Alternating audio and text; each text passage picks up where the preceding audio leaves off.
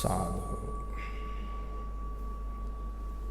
2021 වසරේ 4 වෙනි මාසේ 26 වෙනිදා බක්පුර 15ක පොහොය දවසේ බුදුරජාණන් වහන්සේගේ ශ්‍රී ලංකා ගමනයත් සිහිපත් කරමින් ඒ සතර පෙර නිමිති අතර මහලොරුවක් දැකීමේ පෙර නිමිත්තෙන් කලකිරුණු බවද සිහිපත් කරමින් ශාසන ඉතිහාසයේ තව බොහෝ කරුණු කාරණා සිහිපත් කරමින් අද දවසේ පෙහෙවත්ව සමාදන්ව වාසය කරන පින්තුනේ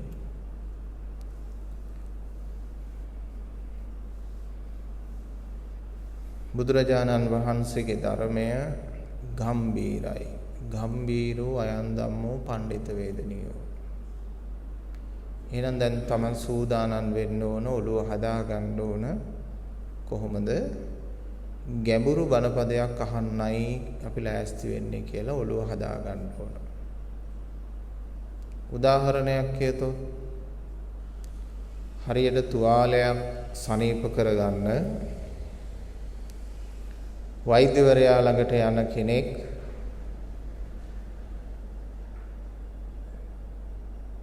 එයා ලෑස්ති වෙනවා යම්කිසි වේදනාවක් ලබන්න.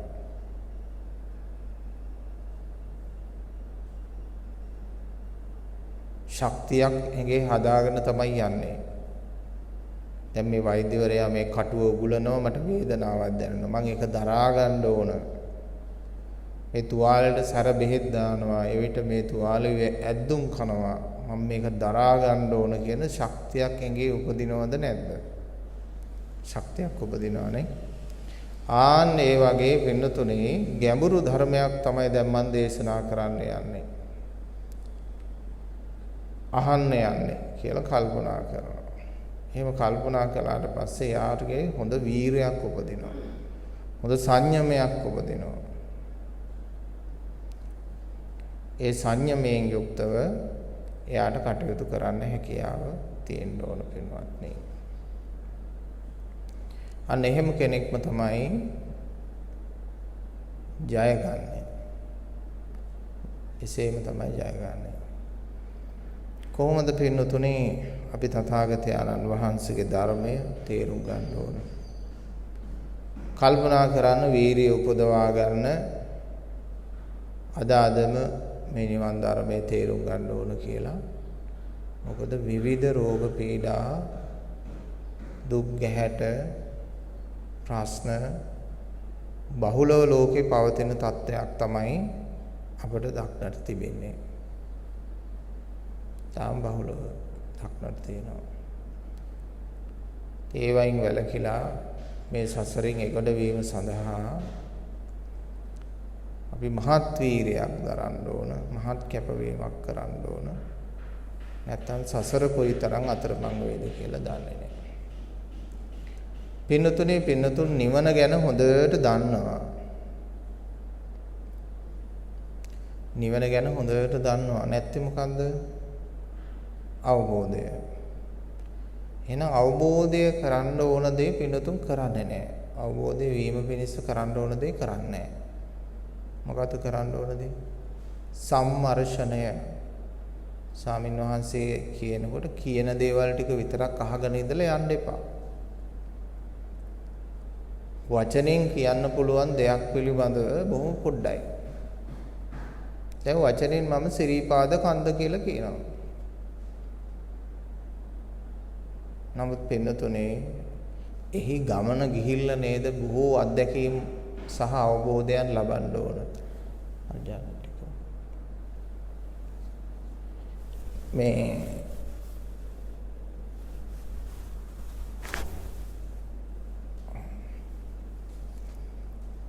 ජනෙල් වහන්න කියලා.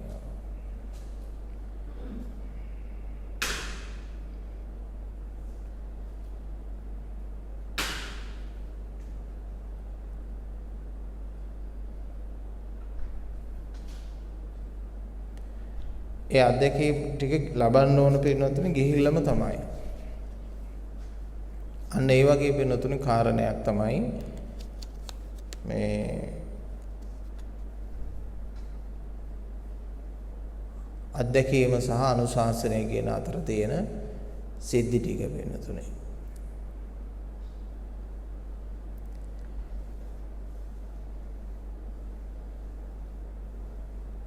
මේ සම්මර්ෂණය කියන එක අඩු නිසා තමයි අවබෝධය කියන එක පස්සට යන්නේ හැමදාම. සම්මර්ෂණය ශක්තිමත් වුණා නම් අවබෝධය ඉක්මන් වෙනවා.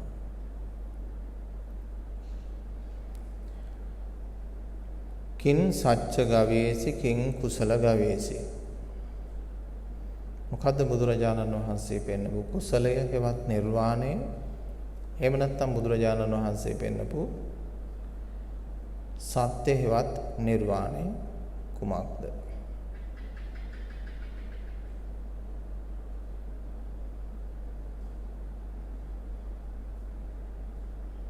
වැරදි දෘෂ්ටිය, වැරදි සංකල්ප, වැරදි වචන ආදී කොට ඇති ආර්ය අෂ්ටාංග මාර්ගයේ තමයි අපිට ඉෂ්ට කරගන්න තියෙන්නේ, වෙන දෙයක් නෙමෙයි. වැරදි සිහිය නැති කරන්න ඕන, වැරදි සමාධිය නැති කරන්න ඕන, වැරදි උත්සාහයන් නැති කරන්න ඕන, වැරදි ක්‍රියාවන් නැති කරන්න ඕන. මේවා කයට නෙමෙයි තියෙන්නේ පින්නතුනේ, මේ සියල්ල කෙරෙන්නේ මනසින්. ආර්ය අෂ්ටාංග මාර්ගයේ කයට ගෙන ආපු නිසා තමයි නිවන් දකින්න බැරි කාටවත්. දැන් තේරුම් ගත්තද ඒක අපිට වැරදිච්ච තැනක්? ආර්ය අෂ්ටාංග මාර්ගයේ කයට සම්බන්ධ නැහැ. කොහටද සම්බන්ධ? හිතට. සම්මා සතිය කයින් කරන්න බෑ. සම්මා සමාධිය කයින් කරන්න බෑ. සම්මා දිට්ඨිය කයින් කරන්න බෑ. සම්මා සංකප්පෙත් කයින් කරන්න බෑ. එතකොට සම්මා වායාමයේ හාමුදුරනේ කයින්නේ කරන්න කියලා හිතෙන්න පුළුවන් නෑ. ඒකත් කයින් නෙමෙයි කරන්නේ. ඒකත් මනසෙන්.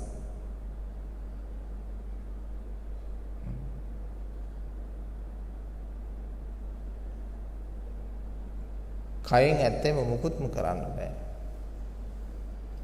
ඒ නිසාවෙන් පිනතුන් හොඳට තේරුම් කරගන්න ඕන මේ මනසින් ගමන් කරන්න තියෙන ආර්ය අෂ්ටාංග මාර්ගයේ හොඳට තේරුම් කරගන්න. සත්‍ය ඇති තැන සත්වයා නැත. සත්වයා ඇති තැන සත්‍ය නැත.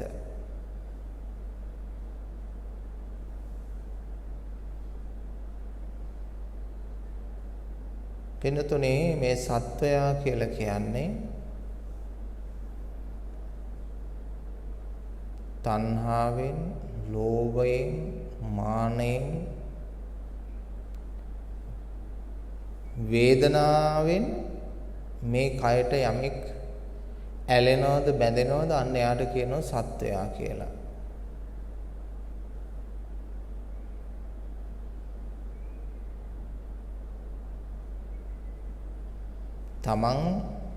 තමන්ගේ ඇසට බැඳිලා, තමන්ගේ හිතට බැඳිලා, තමන්ගේ ඉන්ද්‍රයන්ට බැඳිලා යමෙක් වාසය කරනවද එයාට කියනවා සත්වයා කියලා.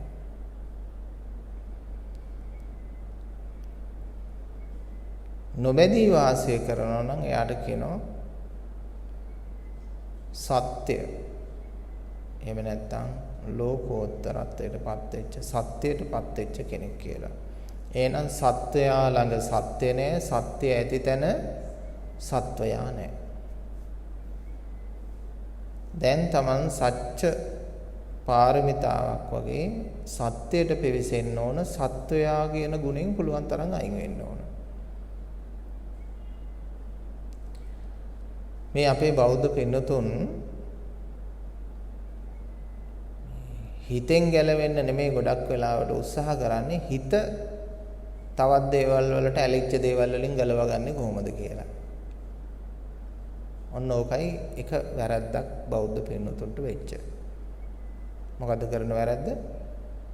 සිතෙන් ගැලවෙන්න නෙමෙයි ඕන උත්සාහ කරන්නේ, සිත ඇලවිච්ච දේවල් වලින් ගලව ගන්න. ඒකද නැද්ද ඔය ඇත්ත කරන්නේ? ඒ වචනේ තේරෙනවද? අපි මතක් කළානේ ගම්බීරෝ අයන් ධම්මෝ පඬිත වේදනියෝ ගැඹුරු ධර්මයක් කියන්න යන්නේ හොඳ සිහිනුවණින් අහන්න ඕන කියලා. මේ අපේ ඇත්තන්ට වැරදිච්ච තැන් මේ මතක් කරන්නේ. මේ වැරදි ටික තියාගෙන කවදාවත් කොහොමද නිවන් දකින්නේ? සිත ඇලිච්ච තැන් වලින් ගලව ගන්න නෙමෙයි තියෙන්නේ. සිතෙන් ගැලවෙන්න තියෙන්නේ.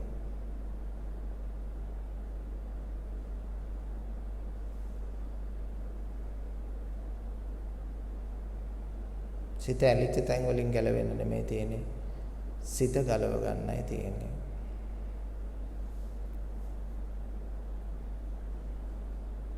ඒක කොහොමද උදාහරණයක් ගෙනල්ලා පෙන්නන්නේ පින්නතුන්ට. පින්නතුන්ගේ ගෙදර කිචන් එකේ ඉන්න මීයෙක්. ඉතින් හැම භාණ්ඩයක්ම ප්ලාස්ටර් ගගා වහ තියනවා එක්කෙනෙක් මේ මීයන්ගෙන් පරිස්සම් කරගන්න. මේක ගෙදරක්. හැමතැනම වහනවා මේ මීයෙක් ඉන්නවා ඌ ඇවිල්ලා මේක කයි කියලා හොඳට භාජන වහලා තියනවා. මේ තියලා හරි පරිස්සම් කරනවා. නමුත් පොඩ්ඩ ඇරෙච්ච ගමන් මීයා මේක කාලා යනවා. තව ගෙදරක් ඉන්නවා. එයා කල්පනා කරනවා අර එහා ගෙදර එක්කෙනා වගේ මේක ප්ලාස්ටර් ගහ වහ මේ භාජන මෙහෙම තියාගෙන ඉන්න එක හැමදාම ලේසි නෑ. කොහොම හරි මේ මීයා අල්ල ගන්න ඕන. මීයව අල්ලලා ඉවරලා මෙයාව අයින් කරලා ගෙගිනින් දාන්න ඕන බොහොම ඈතකට කියලා කල්පනා කරනවා. දැන් දෙන්නෙක් නේ ගෙවල් දෙකක්. එක්කෙනෙක් මීයා අල්ලන්නේ භාජන වහ ඉන්නවා. තව එක්කෙනෙක් මීයා අල්ලලා ගෙනින් දානවා. දැන් කවුද ඔකෙන් නිදහස් වෙන්නේ? ඉක්මනින්ම නිදහස් වෙන්නේ මීයා. එහෙමනම් අපි මෙතන ගමු සිත කියන්නේ මීයා කියලා. ඉතින් අර මුලින් කිව් කතාව මතක් කරගන්න. අර පළමු ගෙදර පිරිස කරන්නේ භාජන වහ ඉන්න පිරිස කරන්නේ. සිත ඇලෙන එකෙන් වළක්වාගෙන ඉන්න. සිත අයින් කරන්නේ. අනිත් එක්කෙනා කල්පනා කරනවා සිත ඇලෙන එකෙන් නෙමෙයි මේක වහ ඉන්න ඕන. සිතයි අයින් කරන්න ඕන කියලා සිත අයින් කරලා දානවා. සිත අයින් කරන්න පින්නතුන් කැමතිද?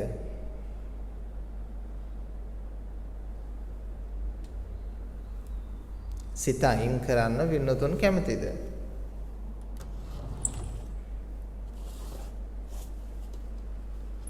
සිත තමයි සියල්ල. සිතේ තමයි තියෙන්නේ ඔක්කොම. නෝන මහත්තයා ඉන්නේ, දුවා දරුවා ඉන්නේ, යාන වාහන තියෙන්නේ, ගේ දොර ඉඩකඩම් තියෙන්නේ කොතනද? සිතේ. දැන් මෙතන ගේ දොර ඉඩකඩම්වත් යාන වාහනවත් මිල මුදල්වත් මොකක්වත් නැහනේ. ඒත් ඒ හැමදේම තියෙන්නේ හිතේ. එහෙනම් හිත අයින් කළොත් මොකද වෙන්නේ? සබ්බ සංඛාර සමතෝ සියලු සංස්කාර අයින් කළා වෙනවා. එක විසඳුමයි ලබන්න තියෙන්නේ සියල්ල දූරීභූත වෙලා යනවා නැත්තර නැති වෙලා යනවා කිසිම සම්බන්ධතාවයක් නැති වෙලා යනවා. සිත අයින් කළොත් සියල්ල නැති වෙනවා වෙනවත් නේ. සියල්ල අහිමි වෙනවා. සියල්ල අහිමි වෙනවට කැමති නම් සිත අයින් කරන්න එයා කැමති වෙනවා.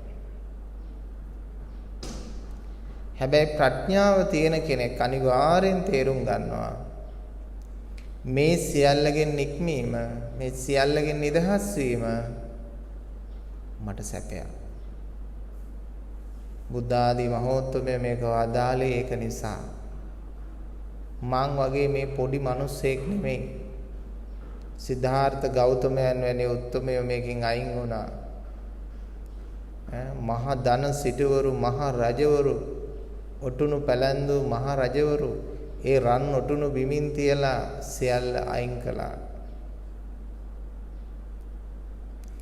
මම් වගේ මේ චූටි පර්චස් ගානක හිමිකරුවෙක් පොඩි ධනයක බලයක ඥාති මිත්‍ර ආදී පිරිසකගේ හිමිකරුවෙකුට මේක මහා රාජධානියක් මම මොකට කරගන්නවද කියලා තමන්ම හිතන්න ඕන. ඔටුනු පැලැන්දු මහරජවරුන්ට රාජ්‍යයක් අතහැරලා යන්න පුළුවන් ශක්තියක් තිබුණා. මට මේ හට්ටි වලම් මුට්ටි ටික දාලා යන්න බැරියයි. මේ පුංචි දේවල් ටික දාලා යන්න බැරියයි. ඇයි මේකට ලොකු වටිනාකමක් දීලා තියෙන්නේ? මනෝමය නේද වෙනතුනේ? නිකම් මනසින් හදාගත්ත දෙයක් නේ. ඒ වටිනාකමත් හරි පුදුමයි පින්නතුනේ හැදෙන විදිය. පින්නතුනේ දැන් මේ කොරෝනා වසංගතයේ තියෙනවා. ඒක භයානක ලෙඩක්. ඒ වගේ පින්නතුනේ මේක දරුණු ලෙඩක් බවට පත් වුණොත් ලෝකේ යම් ඉදිරියේදී එන්න පුළුවන් බොහෝ දේවල් ඔයිටත් වඩා දරුණු බවට පත් වෙන්න පුළුවන්. ඒ කියන්නේ සමස්ත මිනිස් සමාජයම නැති වෙලා යනවා.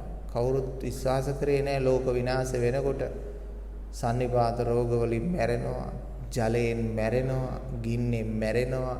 අවසානයේ કોઈ කැලෑවක කොහේ හරි ගල් ගුහාවක ඉතුරු වෙන මිනිස්සුયો දෙන්න තුන් දෙනෙක්ගෙන් ආයි ජන කොට්ටාසේ බිහි වෙනවා කියන කතාව අපි අහලා තියෙනවනේ. එහෙනම් ඒක දකින්න ওই වර්තමානයේ තියෙනවා. ඒක එක ලක්ෂණ තමයි ඔය පෙන්නන්නේ. දැන් පින්නතුනේ මුළු මහත් ලෝකෙම මිනිස්සු වෙන්න බැරි වැඩක් නෙමෙයි අනාගතේ හරි වෙන්න පුළුවන්. මේ යනවා. තමන් විතරක් ඉතුරු වෙනවා. තමන් හරි තමන්ගේ පවුලේ තව කෙනෙක් හරි විතරක් ඉතුරු වෙනවා. පින්නතුනේ රත්තරන් හැමතැනම තියේවි. යාන වාහන හැමතැනම තියේවි. ඉඩකඩම් ඕන තරම් තියේවි. මං අහන්න කැමති ඒ ඇවිදගෙන යන කෙනාට ඒ කිසි දෙයක අගයක් දැනේද කියලා. ඒ කියන්නේ ඔය තියෙන සුපිරි වාහන හැම එකක්ම තියෙනවා සේල් වල එහෙම. Tamanට කැමති එකක් රැගෙන යන්න පුළුවන්. ස්වර්ණාභරණ හල්වල නොයෙකුත් වෛවාරණ රත්තරන් බඩු මාල ඔහේ තියෙනවා. ඕන දෙයක් රැගෙන යන්න පුළුවන් කවුරුත් නැහැ ගෙන යන්න අයිතිකාරයෙක් නැහැ. ඔබ මොහොතක් හිතලා බලන්න ඔබේ සිත ඒ අවස්ථාවේ දක්වන ප්‍රතිචාරය. කිසි දෙයක අගයක් නැහැනේ. කිසි දෙයක වටිනාකමක් ඇති වෙන්නේ නැහැ. අපිට වටිනාකමක් පෙන්වන්න තව කෙනෙකුට ඉරිසියාවක් හදන්න එයාට වඩා මම මෙහෙමයි කියලා බැබලෙන්න අපිට මිනිස්සෙක් ඕනනේ. අපේ ලොකුකම් පෙන්වන්නේ අපි ගස් කොළන් වලට පෙන්වන්නේ. අපි හයිය හත්තිය ගස් කොළන් වලට පෙන්වන්නේ. අපිට කවුරු හරි මිනිස්සෙක් ඕන, පණ ඇති කෙනෙක් ඕන. අපේ හයිය හත්තිය පෙන්වන්නේ අපි ළඟ ඉන්න ඥාතීන්ට, යාළුවන්ට, නෑයන්ට, හිත මිත්‍රන්ට නේද? මගුල් කන්නේ ඥාතීන්ට තරු විසි වෙන්න. එහෙම තියෙනවා. ඉතින් බලන්න ඒකෙත් හැටි මනෝමයනේ. එතකොට පුස් සිටිවිලි නේද මේ පවත්තන්නේ කියලා තව ටිකක් තේරුම් ගන්න. මේ හිත මේක ඇලිලා ඉන්න එක මේක ටිකක් ගලව ගන්න පුළුවන්. මේකේ ලාටු ගතිය ගලව ගන්න පුළුවන් මේවා තේරුම් ගන්නකොට. මේ මම මෝහයෙන් මවාගත්ත සංකල්පවල නේද ඉදිමිලා ඉන්නේ කියලා ලේසි වෙනතොන්න මේක තේරුම් ගත්තාම එහෙනම් වටිනාකම් හැදලා තියෙන්නේ මනෝමය. එහෙනම් මේ සිතෙන් අත්හරින්න බැරි දෙයක් නෑ. ඒ වුණාට පුත්තහමත්ති ධනම්මත්ති කියලා හිතනවනේ. මට දරුවෝ ඇත, ධනය ඇත, ඥාති ඇත, මිත්‍රයෝ ඇත කියලා හිතනවා. බාල අදහසක් එනවා. ඒ බාල අදහස අපිට මකා ගන්න පුළුවන්කම තියෙනවා. මරණයේදී මං සියල්ල අතහැර යනවා නම් බුදු වදනක් තේරුම් ගන්න බැරි යයි මට අද සියල්ල අතහරින්න. බුදු වදනක් තේරුම් ගන්න බැරි යයි මට මේ සියල්ල අතහරින්න කියලා කල්පනා කරන්න ඕනේ. මාරයා හමුවේදී සියල්ල අතහරින්න පුළුවන් වෙනවනම් ඇයි බුදුහාමුදුරුවෝ ඉස්සරහා සියල්ල අතහරින්න බැරි? ඔබ තේරුම් ගන්න ඔබ සියල්ල අතහරින්නේ මරුවා ඉස්සරහාද බුදුහාමුදුරුවෝ ඉස්සරහාද කියන එක විතරයි. අත්හරින්න වෙනවා. තැන් දෙකක් තියෙනවා. මේ තැන් දෙකෙන් එකක් තෝරගන්න.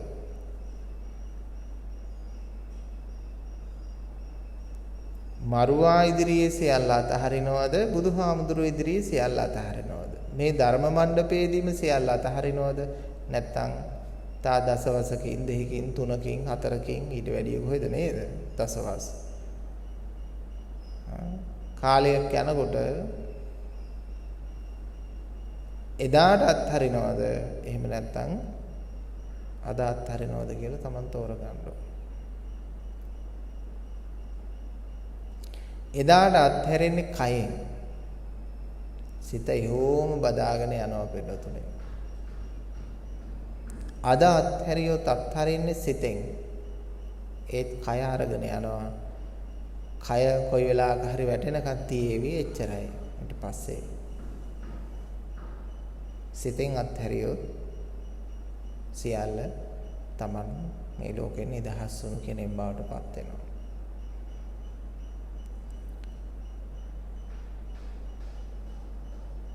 ඉතින් උපත පිළිබඳව සමහර අයට ප්‍රශ්නයක් තියෙනවා. අනේ හාමුදුරනේ අපි ඉතින් උපදින්න කැමතිනේ. ඒක මහත්මයෙක් කිව්ව දවසක් කිව්වා අනේ හාමුදුරනේ මේ බල්ලෙක් වෙලා හරි ඉපදුනොත් මේ සංසාරේ මේ ලෝකේ බලන්න පුළුවන්.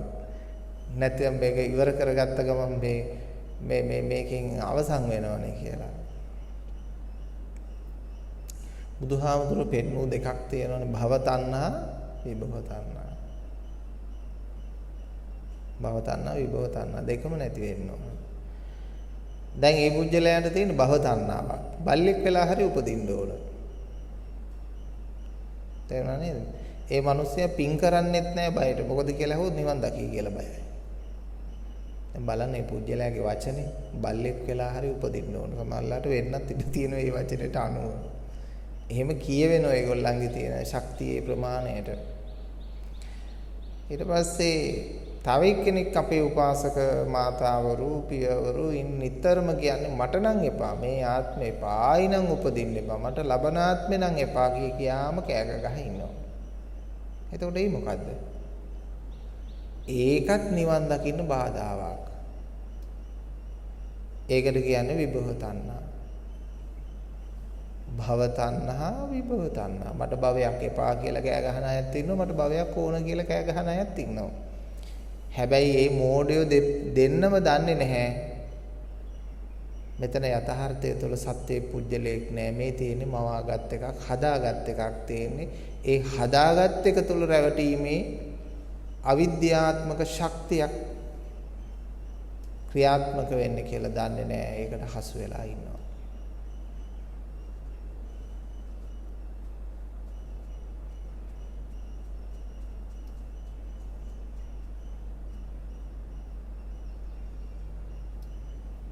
පින්නතුනේ අතහැරීම කියන වචනයයි සිත අතහැරීම කියන වචනයයි කියන්නේ දෙකක්. ඒ වගේම අතහැරීම කියන වචනය සියල්ල අතහැරීම කියන වචනයයි කියන්නේ දෙකක්. දැන් ඔය දෙක හිතලා මට උත්තරයක් දෙන්න පුළුවන්ද? මොකද්ද ඔය දෙකේ තියෙන විෂමතාවය කියලා? ප්‍රභේදනය මොකද්ද වෙනස? අතහැරීම කියන්නේ එකක්. සියල්ල අතහැරීම කියන්නේ තවත් එකක්. වෙනස්ම එකක්. සිතෙන් අතහැරීම කියන්නේ එකක්. සිත අතහැරීම කියන්නේ තව එකක්. ඉතින් ඔන්නව තේරුම් ගන්න නැතුව ඕව සම්මර්ෂණය කරන්න නැතුව නිවන් දකින්න බෑ. මොකද තමන්ගේම නුවණින් දැකීමක් නේ නිවන කියන්නේ. යදහා පඤ්ඤාය පස්සතේ. දුටු දේ දුටු පමණයි කියලා කියනකොට ඒක දකින්න පුළුවන් ශක්තියක් තිබුණු නිසා රහත් වුණා. අද ඉන්න මහාචාර්යවරුන්ටවත් අග්ගමහා පඬිත හිමිවරුන්ටවත් දුටු දේ දුටු පමණයි කියන එක තේරුම් ගන්න ශක්තිය නැත්තම් නිවන් දකින්නේ නැහැ.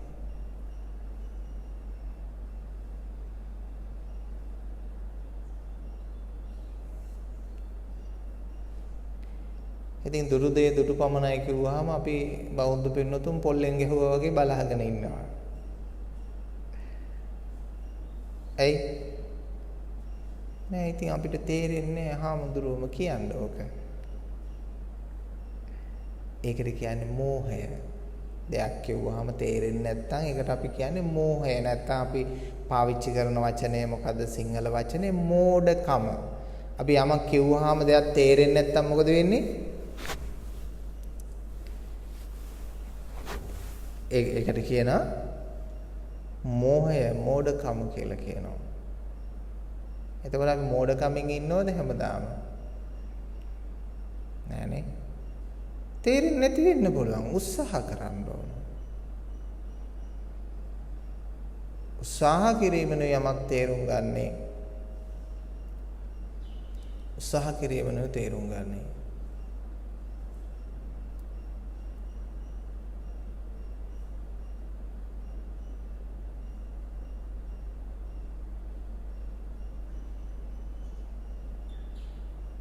ඔබ නිවන දකින්නේ නැහනේ හැම වෙලාවෙම. ඔබට පොඩි ප්‍රශ්නයක් තියෙනවා. ඒක නිසා මම ඒ ප්‍රශ්නේ කියලා දෙන්නම්.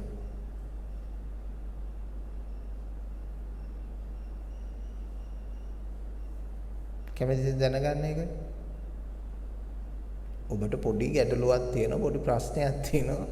ඒක නිසා තමයි ඔබට නිවන් පේන්නේ නැත්තේ, දකින්න බැරි. මේක මුළු මහත් ලෝකෙම දැනගත්තොත් මේක ගොඩාක් වටින කාරණයක්.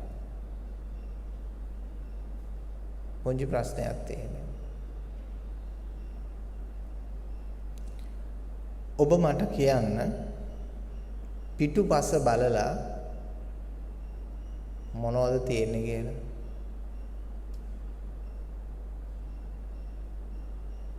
ඔය කොයි විදිහට කරන්න අමාරු වෙන්නේ? නැගිටින්න කුකුටු වලින් හැමෝම. හරි. දැන් පිටුපස හැරෙන්නකෝ.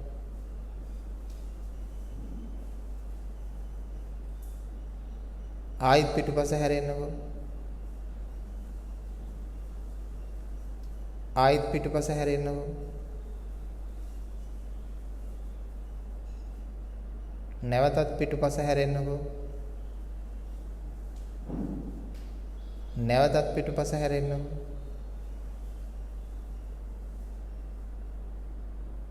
කො තාම පිටුපසට හැරිලා නැහනේ. ආයෙත් පිටුපස හැරෙන්නකෝ. කො තාමත් පිටුපසට හැරිලා නැහැ.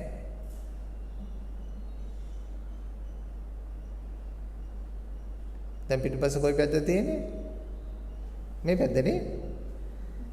එන ආයි හැරෙන්නකෝ පිටුපසට.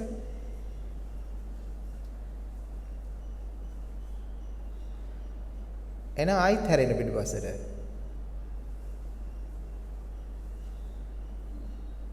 දැන් ඔබ තේරුම් ගන්න, දැන් අසුන් ගන්න. දැන් ඔබ තේරුම් ගන්න ඔබට කවදාවත් පිටිපස්සට හැරෙන්න බෑ. මම දිගටම කිව්වේ පිටිපස්සට හැරෙන්න කියලා. ඔබ එක එක පැති වලට හැමතිස්සෙම හැරුණා.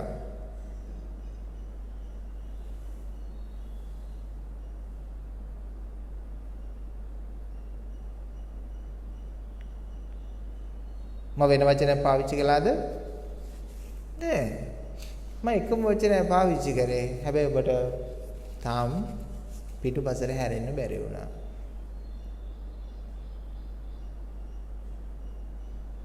මොකක්ද ඔගේ තේරුම?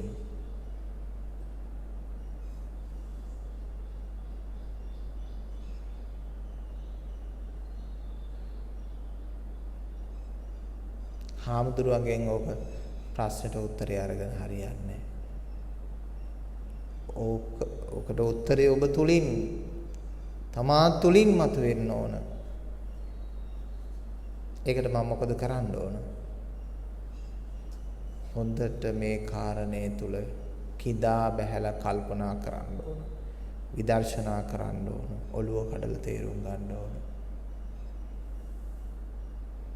පින්නතුනේ අපිට ලැබෙන හුදකලාවේ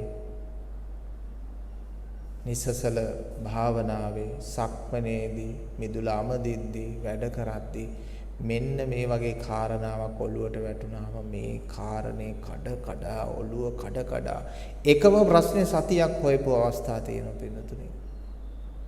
කාටවත් පේන්නේ හාමුදුරුවෝ දානෙට වාඩි වෙලා ඉන්නවා කාලේ කනවා හාමුදුරුවෝ අතෙන්ට වෙලා ඉන්නවා කල්පනා කර කර ඉන්නවා. සමහර අය මගෙන් අහලත් තියෙනවා මොකද ආනන්ද කල්පනා කරන්නේ? කලකිරිලාද? මගේ වැඩක් මං ඇතුලේ. නමුත් අනිත් අයට ඒක පේන්නේ නැහැ. ශ්‍රීපාදයේ වඩින්දි තනියෙන් මේ විදර්ශනා කරමින් වඩින්නේ කොහේ හරි නිසසල තැනක් මේ ගල් තලාවක් හම්බුනහම මම පරිසරය දිහා බලාගෙන මේ වගේ ධර්ම කරුණක් මෙනෙහි කරනවා. යන උදවිය එක එක දේවල් හිතනවා. හාමුදුරුවෝ කලකිරිලාද කොහෙද? හාමුදුරුවන්ට බූට් එකක් වැදිලාද දන්නේ නැහැ. බල ඉන්නාගේ ඕම එක එක මේ සංකල්ප වලින් තමයි මිනිස්සු හිතන්නේ. සමහරලාට හාමුදුරුවෝ කීයක් හරි බලාපොරොත්තුෙන් වාඩි වෙලා ඉන්නවද දන්නෙත් නැහැ කියලා රුපියල් 5ක් දාලා ගියා ඇවිල්ලා එක්කෙනෙක්. ඉතින් විදර්ශනාවක් කරන්න හම්බෙන්නේ ලංකාවේ මිනිස්සුෙකුට පේන විදියට නම්. නමුත් තමා ඇතුලෙන් විදර්ශනා කරන්න. මොකද්ද විදර්ශනාව? පිටුපස්සට හැරෙන්න. පිටුපස්සට හැරෙන්න.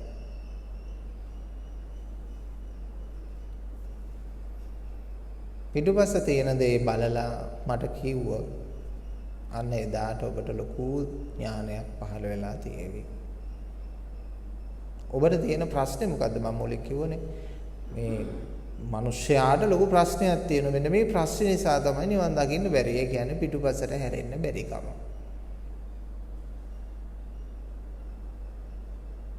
දැන් වාර ගණනාවක්ම හැරුණා. හැමතිස්සෙම ප්‍රකාශ කරේත් ස්වාමීන් වහන්සේ පිටුපසට හැරෙන්න කියලා. නමුත් පිටුපසට හැරෙන්න බැරි වුණා. ඉතින් මම එළි වෙනකන් රැ වෙනකන් ওই විදියට කරකැවුවත් කරකැවි ඉන්නවා මිසක් පිටුපසට නම් හැරෙන්න බෑ. මෙන්න මේ වගේ සැඟවිච්ච තැනක තියෙනවා උතුම් නිර්වාණය නැමැති මාණික්කය.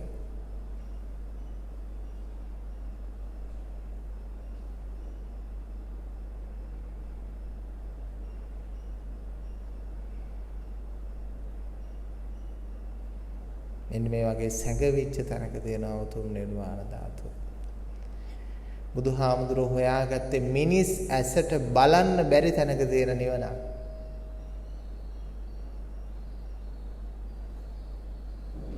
ඒ උතුම් නිවද මාද දුටු නිසා මා ඊටාම සතුටෙන් ඒ ගැන කියනවා. ඔබටත් ඒක දකින්න කියන්නේ. ඒක දැක්කේ නැත්තම් වැඩක් නැහැ. හිතන්න වෙනතුනේ මේ මහා ජරා ජීර්ණ වෙච්ච මේ සමාජය තුලින් නිවනක් මතු කරගත්තා කියන වචනය අහන්නවත් ලැබෙන සමාජයක ලෝකයක නෙමෙයි අපි ජීවත් වෙන්නේ. හරි අසීරුවෙන් මේ නිවන නොලබා ගවේෂණයන් තුල මේ යන ස්වාමීන් වහන්සේලා බොහොමයි. විවිධ ධාන තලවල පැටලිලා දුක් විඳින හාමුදුරුවෝ බොහොමයි. විවිධ මානසික ආබාධ වලට ලක් වෙච්ච ප්‍රමාණය බොහොමයි. ඒ අතරින් ලක්ෂ ගාණෙන් එක්කෙනෙක් තමයි මේ විපරිත සමාජය තුළින් නිවැරදි දේ අරගෙන පිබෙදෙන්නේ. ගොඩ නැගෙන්නේ. ගොඩට එන්නේ ගොඩ වෙන්නේ බොහොම කලාතුරකින් කෙනෙක්. ඇයි ඒ? දෘෂ්ටි බහුලයි, සංකල්ප බහුලයි. නුවණ මද වුණොත් ආචාරවාදයන්ට හසු වෙනවා. පිටක සම්ප්‍රදායන්ට හසු වෙනවා. පොත්වල තිබුණයි කියලා ගොන් වැඩ කරනවා. දැන් ඔය අනිත් ආගම් වල එහෙම මිනිස්සු මරාගෙන මැරෙන්නේ පොත්වල තියෙන නිසානේ.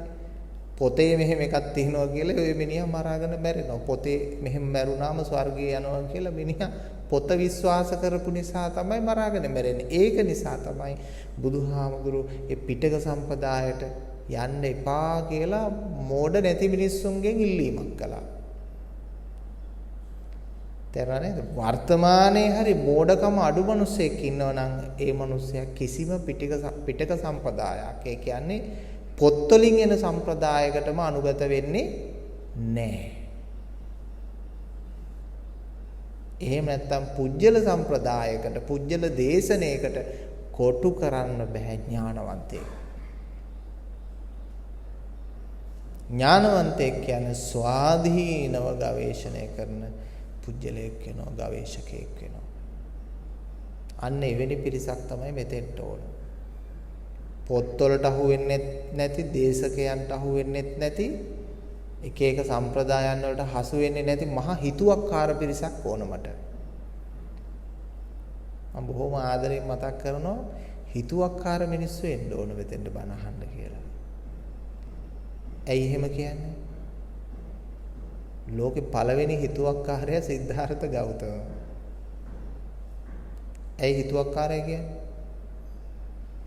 තාත්තා කියන දේ අහන්නේ, මැදිහමතුරු කියන දේ අහන්නේ, බිරිඳ කියන දේත් අහන්නේ. බිරිඳ මොකෝ යන්න කියලා කිව්වයි නෑ. ඊට පස්සේ ශාස්ත්‍රවරු හම්බ වෙනවා. මහා රැවුල්, දිග රැවුල් තියෙන ආත්ම ගණන් බලන්න පුළුවන්, හිත කියවන්න පුළුවන්, උඩින් යටින් යන්න පුළුවන් මිනිස්සුયો, නොපෙනී යන්න පුළුවන් මිනිස්සුયો.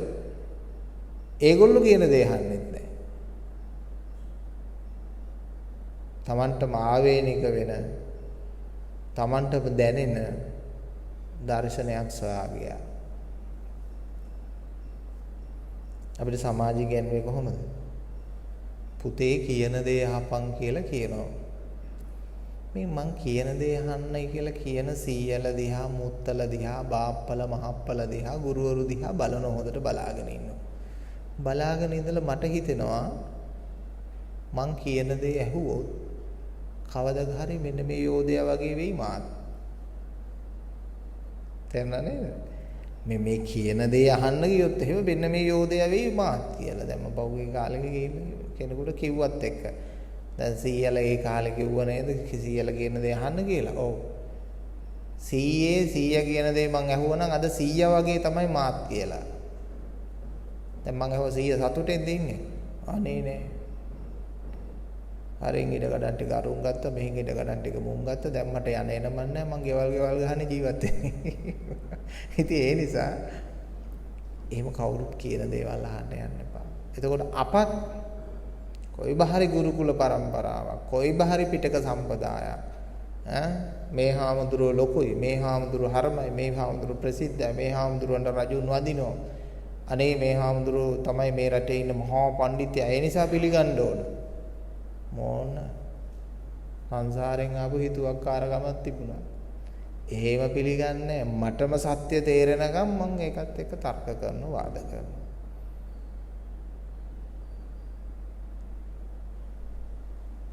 නැත්තම් මට තේරෙන්නේ මෙහෙමයි, මට තේරෙනකම් මම මේකත් එක්ක වාද කරනවා කියලා කියනවා. සත්‍යයට ඉදිරි දීලා. මෙන්න මේගොල්ලන්ට තමයි කියන්නේ හිතුවක්කාර මිනිස්සුયો කියලා. ඒ නිසා ඔබ හිතුවක්කාර වෙන්නේ නැත්තම් එයාගේ ඒක පිටින් හිත අවනත නම් එයා අදහස් වෙන්නේ හිතටත් අවනතයි. පුජ්‍යලයන්ට අවනත වෙනවා නම් එයා සිතටත් අවනතයිනේ. මොකද අවනත? ඔව් කෙලෙස් ඇති වුණාම කෙලෙස් වලට අවනතයි. හැඟීමක් ඇති වුණාම හැඟීමට එහෙමනම් අවනතයි. හිතුවක්කාර මිනිස්සයා මොකද කරන්නේ? කෙලෙස් ඇති වුණාම සම්මර්ෂණය කරනවා. හැඟීමක් ඇති වුණත් සම්මර්ෂණය කරනවා. අදහසක් ඇති වුණත් සම්මර්ෂණය කරනවා කියන්නේ විදර්ශනා කරනවා. එහෙම නැත්නම් කල්පනා කරලා හිතලා බලනවා. නැත්නම් ඔළුව කඩලා බලනවා. ඔක තේරුම් ගන්න. නැත්නම් හොඳට සර්ච් කරලා බලනවා මොකද්ද කියලා. නේද? ඒක පැහැදිලි රූපයක් ගන්න ફોකස් කරනවා කියන්න පුළුවන්. නේද? ඇනලයිස් කරනවා. එක එක ඔය මොකක් හරි වචනයකින් හරියට තේරුම් ගන්න මේ සම්මර්ෂණය කරනවා කියන්නේ මොකද්ද කියලා. හැම භාෂාවක්ම අඩු වැඩියෙන් දන්න සියලු දෙනාම. මෙයා මේ හැම දෙයකම පරිශ්‍රණය කරනවා. පැහැදිලි රූපයක් ගන්න උත්සාහ කරනවා.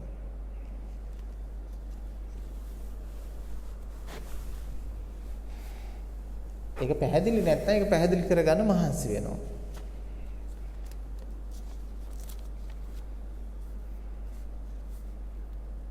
මේක තමයි ඥානවන්ත මිනිසෙකුගේ ලක්ෂණය.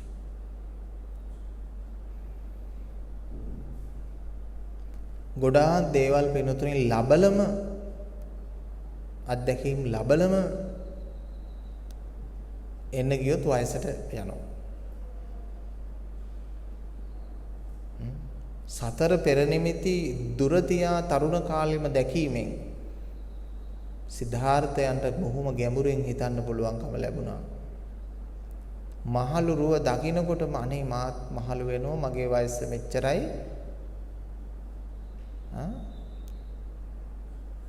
ඒ වුණාට මම මහලු වෙනවා මට අවුරුදු 28ක් 29ක් වුණාට.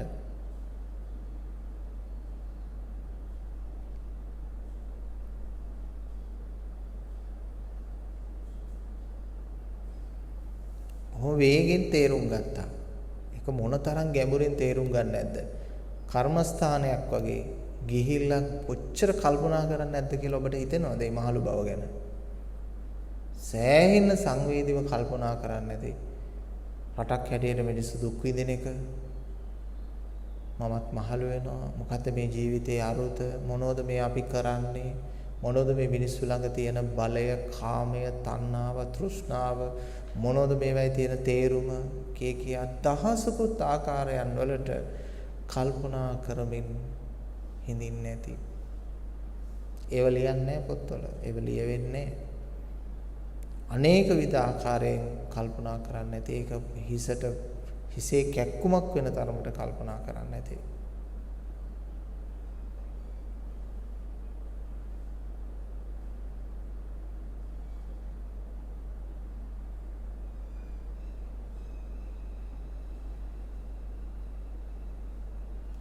ඒ පොහොය දවසේ නිවාඩුවක් තියෙන නිසා ඒ නිවාඩුව දවසේ ඔය අපේ අය ට්‍රිප් යනවා වගේ ඉතින් එදා දවසේ ඉතින් රජවරුන්ට කුමාරවරුන්ට එළියට පහළට බහැලා බලන්න පුළුවන් නිදහස තියෙන්නේ නැති ඒ දිනවලටම ඉතින් ගිහිල්ලා ඒ පොහොය හතරේදී සතර පෙර නිමිතිම දකින්න ඇති.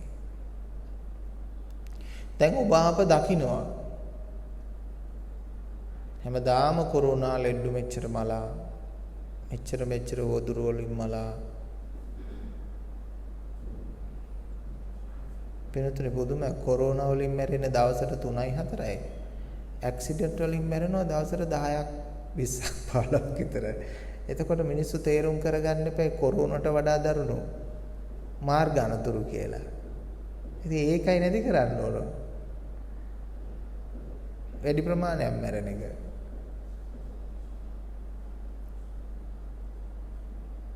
ඉතින් කොහොම හරි අපි කවුරුත් තේරුම් කරගන්න ඕන පින්වත්නි. තේරුම් කරගන්න ඕන.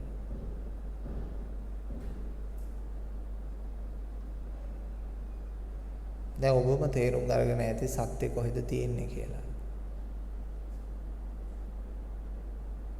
නිර්වාණය කොහෙද තියෙන්නේ කියලා ඔබටම තේරුම් ගිහිල්ලා ඇති.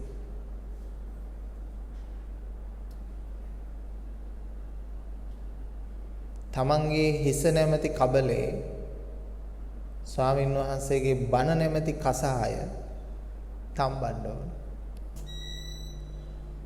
සද්ධර්මයේ නැමැති මේ කසාය තම්බන්න ඕන පින්නතුනේ ඔය හිස නැමැති කබලේ.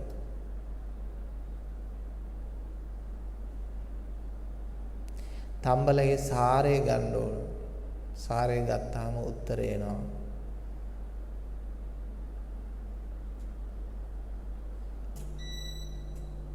සසර රෝගය භව රෝගය දුරු කරන ඖෂධය.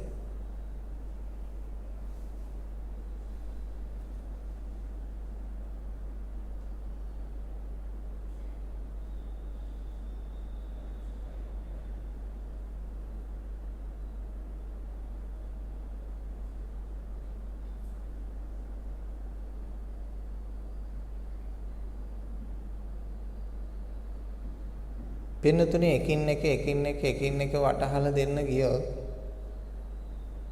පින්නතුන් මතවාද වශයෙන් බුදුදහමේ ගත්ත දහසකුත් කාරණා හාත්පස වෙනස් කරන්න සිද්ධ වෙනවා. බුදු වදනට අනුව අනුගත වෙච්ච විදියට නෙමෙයි සමාජයේ කල්පිතය සංකල්පය ගොඩනැගිලා තියෙන්නේ. එහෙම වුණොත් එහෙම අපිටම අපි ගැන සංවේගයක් ඇති වෙනවා. අපි ටීවී වලින් ගුවන් විදුලි වලින් මෙතෙක් කාලයක් ඇහුවේ මොනවද කියලා.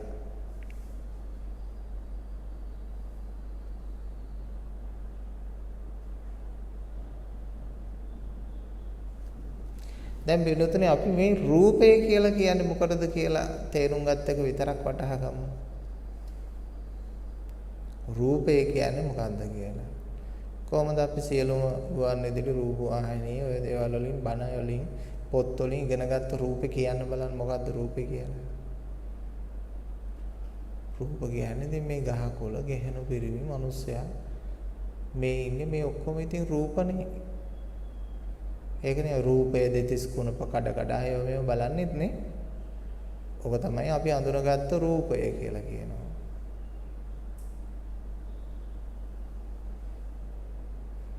බුදුරජාණන් වහන්සේ වෙන්නපු රූපේ ඕක නෙමෙයි වෙනුතුනේ.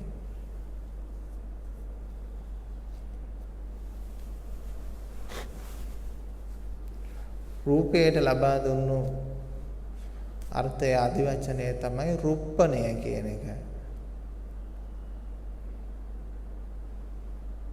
රුප්පණය වෙනවටයි රූපේ කියලා කිව්වේ.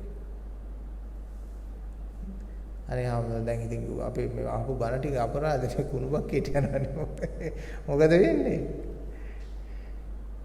මොකද මේ රුප්පණය කියන වචනේ?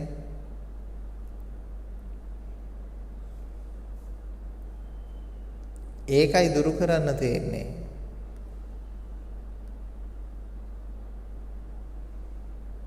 ඒටයි රූපේ කියලා කිව්වේ.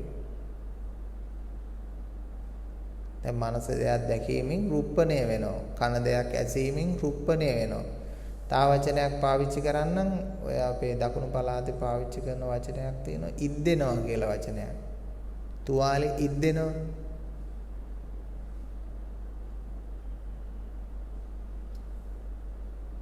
ඒකෙත් එන්නේ රුප්පණය වීමනේ. රුප්පණය වෙනකොට තමයි ඉද්දෙන්නේ. එතකොට මොකද වෙන්නේ? අපි ඇහැ ඉද්දෙනවා. කන ඉද්දෙනවා. ඉද්දෙනවා කියන්නේ රුප්පණය වෙනවා.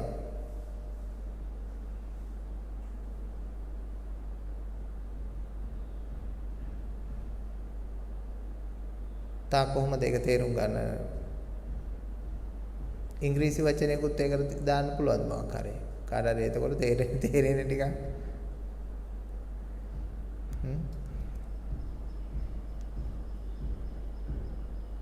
මම හිතන්නේ ටිකක් ගැළපිලා යයි මම හිතන්නේ දැනෙනවා කියන වචනය.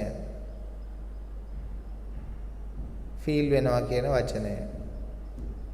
සංවේදීතාවය කියන වචනය. ෆීලිංස් කියන එක කියන්න පුළුවන් වෙයි. ටිකක් ගැළපිලා යයි. මේක තමයි රූපය බුදුහාමුදුරුවෝ කියනවා. මේක තමයි කඩලා බලන්න පෙන්නපු රූපය. නමුත් අපි පංචස්කන්ධ රූපයක් අල්ලගෙන දස අතේ නැහෙනවා නිකන් දකින්න බෑ. හැබැයි මෙන්න මේ රූපය අයින් කරන්න පුළුවන්. මේ ජීවත් වෙලා ඉද්දි රුප්පණය වීම අයින් කරන්න පුළුවන්. හැබැයි පංචස්කන්ධය අයින් කරන්න බෑනේ. රූප නිරෝධෝ කියලා කිව්වම එහෙනම් මැරෙන්න ඕන. හැබැයි මේ ආනන්ද හාමුදුරුවෝ සහ බුදුරජාණන් වහන්සේ දේශනා කරපු මේ රූපේ රුප්පණය වීම අයින් කරන්න පුළුවන්. අරක අයින් කරන්න බෑ. ඉතින් අපේ හාමුදුරනේ හරි පඬිත හාමුදුරුවෝනේ අපිට ඕවා කිව්වේ. පොතේ පඬිතයෝනේ. පොතේ කියන්නේ එක්තරා මෝඩ පඬිතුයෝ ටිකක් පොතක් ගහනවා. පොතක් ගහලා ඒ මෝඩයෝම මෝඩයන්ට සාතික දෙනවා. එච්චරයි. එතකොට ආයෙත් අපි එතකොට මෝඩයිද? සින්නතුනේ හොඳට මතක තියාගන්න ලෝකෝත්තර දර්ශනය හමුෙහි මහාචාර්යවරු අග්ග මහා පඬිතුවරු මොන්ටිසෝරි හොඳට මතක තියාගන්න ඒක. ඒක බුද්ධ කාලෙත් ඒක එහෙම කළා. එක්තරා ත්‍රිපිටකයම කටපාඩම් කරගත්ත භික්ෂුවක් හිටියා. හරියට මතකයි. උද්දර කියන්න පුළුවන්. වේද ශාස්ත්‍ර පිළිබඳව බොහොම පළල් දැනුමක් තියෙනවා. එයා ඇවිල්ලා බණ කියන බොහොම ප්‍රචලිතයි. තව භික්ෂුන් වහන්සේ කෙනෙක් එක්ක තර්ක කරනවා, වාද කරනවා. උන්වහන්සේට මෙයා දන්නේ වයින් අරක දන්නවද මේක දන්නවද කියලා දාද්දී උන්වහන්සේ බොහොම නියඩයි. ඊට පස්සේ බුදුරජාණන් වහන්සේ ළඟට ගෙනාවා. මේ බලන්න අවබෝධ වුණයි කියන කෙනාට කතා කරන්න බෑ. මේ අවබෝධය මේ දැනගත්ත මේ හාමුදුරුව හරි පඬිතයි ඥානවන්තයි කියලා දෙන්නම ගෙන්නේවා. බුදුරජාණන් වහන්සේ හොඳ වැඩක් කළා. ලෝකයේ ගැන හොඳට කියන්න පුළුවන් මේ ත්‍රිපිටකය කියලා එදා තිබුණු විනය ධර්මය පිළිබඳව එදා ඒකට තියෙන ප්‍රමාණය ඉගෙනගෙන තියෙනවා. ඒ වගේම නොයෙකුත් වේද ශාස්ත්‍ර පිළිබඳව ත්‍රිවේදයන් ඉගෙනගෙන තියෙනවා. මේ ලෝකයේ පිළිබඳව මෙයාට බොහෝම පළල් දැනුමක් තියෙනවා. පරිචයක් තියෙනවා. කියාගෙන කොච්චර හරි යනවා. කියාගෙන යන්න දීලා බුදුරජාණන් වහන්සේ එක තැනක නතර කළා. ආනෝ බෙන්නතුනේ හරි දැන් කියන්න ඕවයි Nirodhe ගැන. ආන්න නිහඬ වුණා. මුළු ලෝකෙම තියෙන දේවල් බෙන්නතුනේ දැනගත්තට මේ මහාචාර්ය බුද්ධියෙන් මේ ලෝකේ Nirodhe ගැන නිවන ගැන කතා කරන්න බෑ. ලෝකෝත්තර භාවය හමුවේදී මොන්ටිසෝරියට වැටෙනවා. ලදරු පාසලට වැටෙනවා බෙන්නතුනේ. මේ සියලුම දැනුම උගත්කම් ඒක කාටවත් අපහාස කරන්න කියනවා නෙමෙයි. ඒක ඇත්ත කතාව ඒක. මොකද සිරිමත් බඹ සිරසේ පාපිසිනා මේ ආර්ය ශ්‍රාවකයෝ කියලා කියන්නේ මහා බ්‍රහ්මයේගෙත් හිසෙට අඩිය තියලා නගින්න පුළුවන් කෙනෙක් කියලා පෙන්වන්නේ ඒකේ. ඒ කියන්නේ මේ මහා බ්‍රහ්මය කියන්නේ ඔක්කොම දන්න කෙනා. තේරුණාද? එතකොට අපි මේ උගත්කම මොකද්ද? මහා බ්‍රහ්මය කියලා කියන්නේ ලෝව මැවූ ලෝව සියල්ලම දන්න කෙනාට තමයි මහා බ්‍රහ්මය කියන්නේ. වර්තමානයේ ගෝඩ් කියන්නේත් ඒ සංකල්පම පෙරලිලා ඇවිල්ලා තමයි. මිනිස්සුන්ට විද්‍යාත්මක දේවල් ගැන කතා කරන්න බැරි වුණා, ප්‍රභේදන කරන්න බැරි වුණා. එතකොට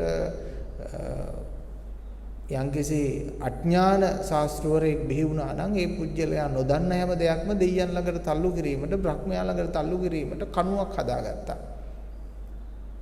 බුදු කෙනෙකුට අවශ්‍ය නැහැ එහෙම දෙවියෙක් හරි බ්‍රහ්මයෙක් හරි අල්ලගෙන නොදන්න දේවල් දෙයියන්ට ඔප්පු වෙච්චා කියලා කියන්න. බුදුවරයෙකුට පුළුවන් මේ හැම අංශු මාත්‍රයක්ම පරමාණුවක්ම බෙදලා කියන්න පුළුවන්. බෙදා වෙන් කර දේශනා කරන්න පුළුවන්. විද්‍යාව උදපාදි තියෙනවා. අර ගොල්ලන්ට විද්‍යාව නැහැ. මෝහයෙන් පිරලා තියෙන්නේ.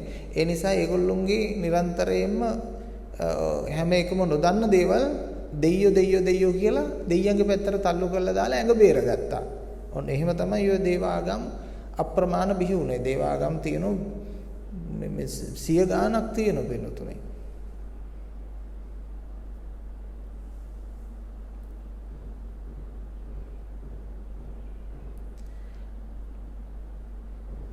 ඒ නිසා වෙනතු Nirodhe ගැන කතා කරන්න පුළුවන්කම තියෙන්නේ බොහොම ලස්සනට අර ආර්ය භූමියටපත් වෙච්ච උතුමා. ආන්න ඊට පස්සේ ආ තේරුම් ගත්තා යාගේ පරාදය. අන්න ඒ වෙලාවේ බුදුරජාණන් වහන්සේ කියලා දෙනවා අනර්ථ පද ගාථා 1000කට වඩා අර්ථ පද එක ගාථාවක් දැන ගැනීම ශ්‍රේෂ්ඨයි. නමුත් දැන් අපේ සමාජයේ ගිහියෝ වේවා පැවිද්දෝ වේවා සියලු දෙනා මොකද කරන්නේ? අනර්ථ පද ගාථා 1000ක් කියවනවා. මමත් පන්සලේදී පිරිවෙනේදී කියවපු ගාථා පද ප්‍රමාණය 1000 ගාණක් කටපාඩම් දීපුවා. නමුත් මම ඒවයි අර්ථයක්වත් මුලක් මැදක් අගක්වත් කියලා දෙන දෙනා දැනගෙන හිටියෙත් නැති බවත් මන් දන්නේ නැති බවත් දැන් තමයි මන් දන්නේ.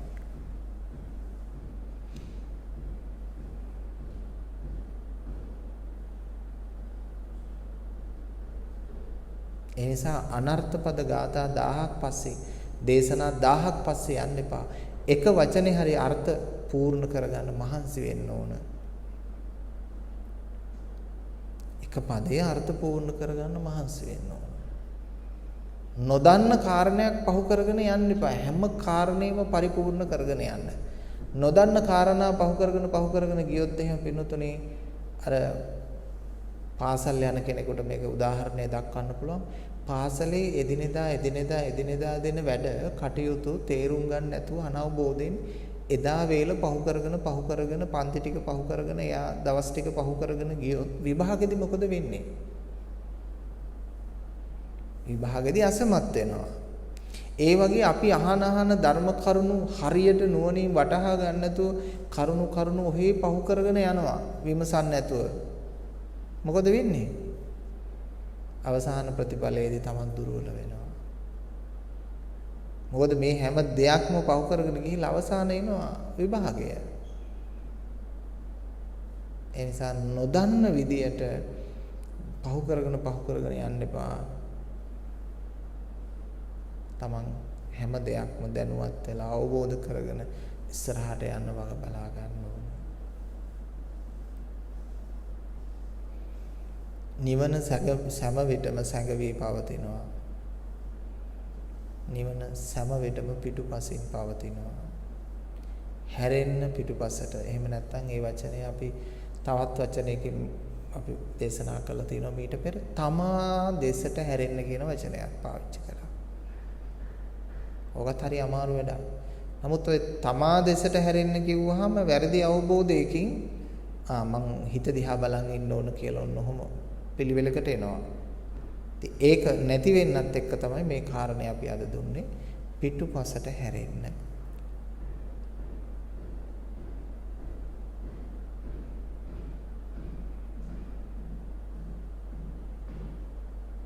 දැන් ඔබට හැකියාව ලැබුණොත් දැන් ඔබට දකින්න පුළුවන් ඔබට නොපෙනෙන නිවන.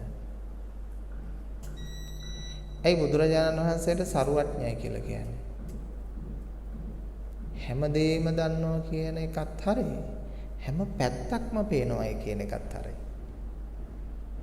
තේරුණාද? හැම පැත්තක්ම පේනවා.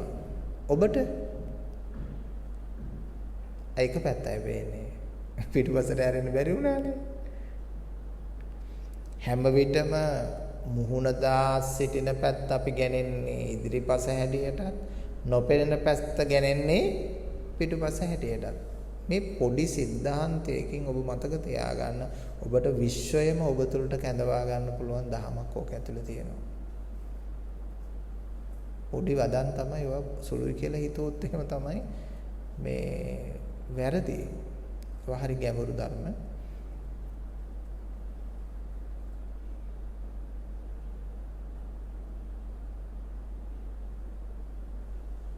දැන් සුනීත සෝපාක වැනි දරුවෝ අවබෝධ කරගත්ත මේ ධර්මය. අර චූලපන්තක හාමුදුරු වැනි අයට බොහොම පොඩි හාමුදුරු කෙනෙකුට මේ දෙනවා මේ රෙදි කෑල්ලක් පිරිමදින්න. ඒ රෙදි කෑල්ලක් පිරිමදින රජෝහරණන් කියන පාඨය සමග විශ්වයම කැඳවන තමා තුළට කැඳවන අරිහත්ත්වය තමා තුළට කැඳවන දර්ශනයක් ඒක තිබ්බා. පින්නතුන් හැමෝම නිවන් දකින්න කැමතිනේ. අපේ ඉන්න හාමුදුරුවරු මෙහෙණින් වහන්සේලා මේ සියලු දෙනා සබ්බ දුක්ඛ නිස්සරණ නිබ්බාන සච්චිකරණත්තාය කියලා මහාන වෙන අයනේ. සියලු දුකින් නිදහස් වෙන සත්‍ය අවබෝධ කර ගැනීම පිණිස හිමං කාසාවන් ගහිත්වා දත්වා කියලානේ මේක මහාන වෙන්නේ. මෙට මේ සිවුර දාන්න කියලානේ කියන්නේ. වැඩේ කරනවද නැද්ද නම් දන්නේ නැහැ. හරිද? එහෙම කියලා මහාන වෙනකොට එකම අරමුණ වෙන්න ඕන විශ්වවිද්‍යාලය යන්නවත් පඬිතු උපාධිය ගන්නවත් ගුවන්විදුලි රූපවාහිනී බණ කියනවත් ප්‍රසිද්ධ වෙන්නවත් යාන වාහන ගන්නවත් පන්සවල් ගන්නවත් ලොකු හාමුදුරුවෝ මැරෙනකම් මම මේකේ ලොක්ක වෙනකම් එන්නේ කවද්ද කියලා බලන් ඉන්නවත් නෙමෙයි. අපි මහාන වෙන්න ඕනේ ඒකට. මම දන්නේ මම දකින්න දේ මම හිතන්නේ මම හරි. ඒක නෙවෙරදී. මේ දුකෙන් නිදහස් වෙන එක. මේකට තමයි මේ සම්බුද්ධ ශාසනය තියෙන්නේ.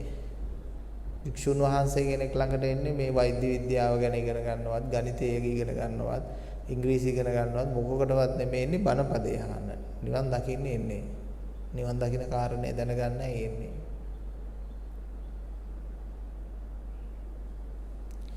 ඒ අය කිසි කෙනෙක් කළාද අටුම තරමේ රෙදි කෑල්ලක් අරගෙන මේක අර ගිනි කූරක් ඇතුළේ වහම ගින්දරපත් වෙනවා කියලාත් දකින්න නිසා රෙදි කෑල්ලක් පිරිමැද්දාම නිවන් දකින්න පුළුවන්ද කියලා බැලුවද නිකන් ටෙස්ට් කළා.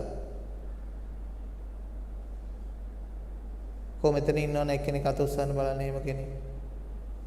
ගෙදරදී මම නිකමට try කළා කාටත් හොරෙන් රෙදි කෑල්ලක් පිරිමැදලා මේ පිරිසිදු වේවා රජෝ හරණම් කියලා මම ටිකක් වරුවක් විතර පිරිමැදලා පොඩ්ඩක් try කරලා බැලුවා හාමුදුරුවනේ කියලා කියන්න කෙනෙක් හොයාගන්න පුළුවන්.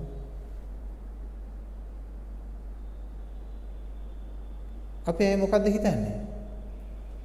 ඒක ඊටාම බාල සරල දෙයක්. ඕම නෙමෙයි. අපිට නිකන් පොල් ගෙඩියක් වගේ ලොකු බණක් ඕන.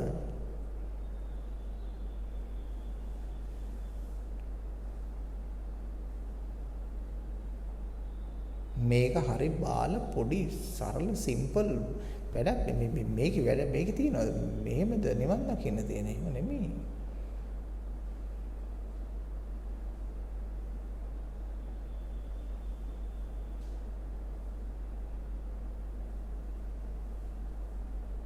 ඔන්න වැරදිච්ච තැන.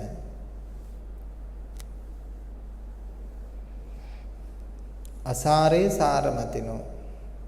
අසරු දේවල් සරුයි කිව්වා, සරු දේවල් වලට නිසරුයි කියලා කිව්වා. ගැඹුරු දේ සරලයි කියලා හිතුවා. සරල දේවල් හරි ගැඹුරුයි කියලා හිතුවා. දැන් අපි මිනිස්සු මේ ගැඹුරු දේවල් කියලා හිතාගෙන ඉන්නේ මොනවද? වටින දේවල් කියන එකනේ. තවත් අතරකින් කිව්වොත් ඒ වටින දේවල් කියලා හිතන් ඉන්නේ මොනවද? වටින දේවල් තමයි ඉඩකඩම්. ඔව් රත්තරම්, මිනිමුතු මැණික් තමයි වටින දේවල්. බුද්ධ ආදී මහෝත්තමයන්ට මොකද වෙන්නේ? උන්වහන්සේලා දකින්නේ මොකද්ද? ඒව සරල දේවල්. රත්තරන්, මිනිමුතු මැණික්, ඉඩකඩම්, යාන වාහන මොනවද? ඒව තමයි සරල ධර්ම. ඒව තමයි බුදුවරු දකින, ආර්ය ශාවකයෝ දකින සරල ධර්ම ඒවා. එහෙනම් සරල ධර්ම ලොකුම ධර්ම කරගෙන තමයි මේ සමාජේ නැහෙන්නේ.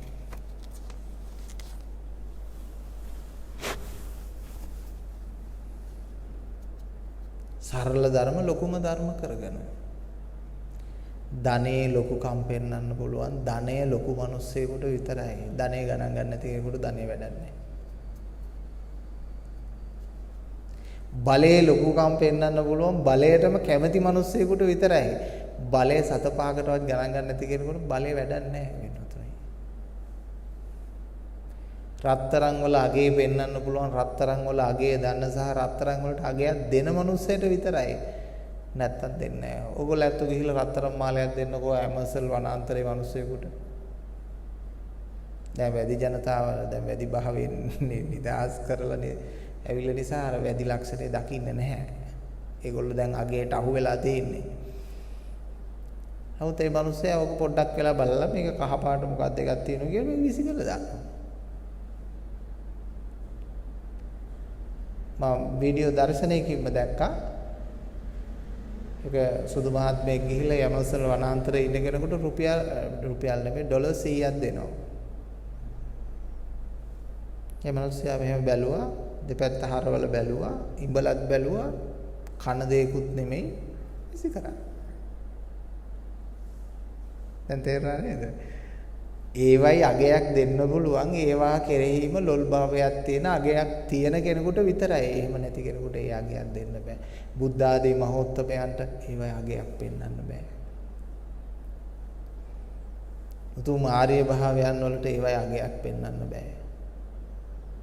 ඒ අගේ ගණන් ගන්නෑ. ඒ නිසා දැන් මෙහාට එනකොට අපිට ඕන මේ නිවන් දකින මිනිස්සෙක් විතරයි.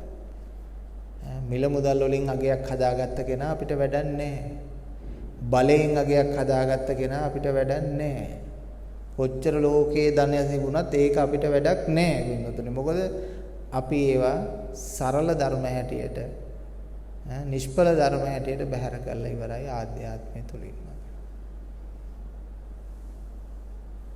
ඒ නිසා ඒ වාගයක් තියාගෙන හාමුදුරුවෝ අපි කවුද කියලා දන්නේ නැතුව කතා කරේ කියලා හිතන්න එපා. මොකද අපිට ඒකේ අගයක් නැහැ. ඒකේ අට අගයක් දුන්නා නම් අපිට මේ දර්ශනය අවබෝධ වෙන්නේ නැහැ. අර වගේ පෙරේතය වගේ එල්ලලා ඉන්නවා. එහෙමනම් මුළු ලෝකෙම සරල දේවල් විරලයි කියලා හිතාගෙන විරල දේවල් සරලයි කියලා හිතාගෙන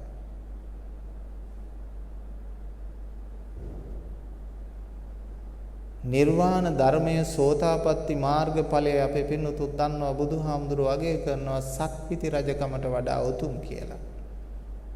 එහෙනම් ඔබ ළඟ සෝවාන් මාර්ගඵලයක් ලැබපු කෙනෙක් ඉන්නවා නම් සක්විති රජුත් වැඳුම් ලබන සක්විති රජුන්ගෙනුත් වැඳුම් ලබන ඊටත් වඩා උතුම් කෙනෙක් ඉන්නවා කියලා තේරුම් ගන්න ඕන.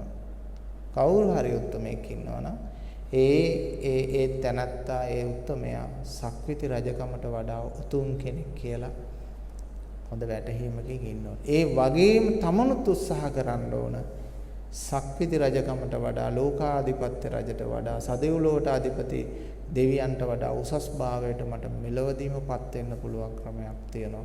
ඒ තමයි සත්‍ය අවබෝධ කර ගැනීම.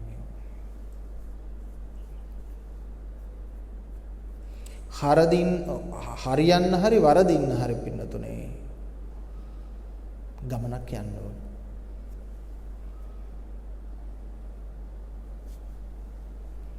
හරියන්න හරි වරදින්න හරි ගමනක් යන්න ඕන. එයා තමයි ජය ගන්නෙ. වරදී කී හිතා ඉන්නත් එපා. හරියයි කියලා හිතා ඉන්නත් එපා. නිකන් හීනෙන් පීන ඉඳලා ඇත්තට ජලයට බැස්සාම එදාට ගිලිලා මැරෙවි. වැරදි හරි ජලයට පැනලා පීඩන කෙනා මේක තේරුම් ගන්න කෙනා එක මොහොතකදී බොහොම දක්ෂ ලෙස පීනා යාවි.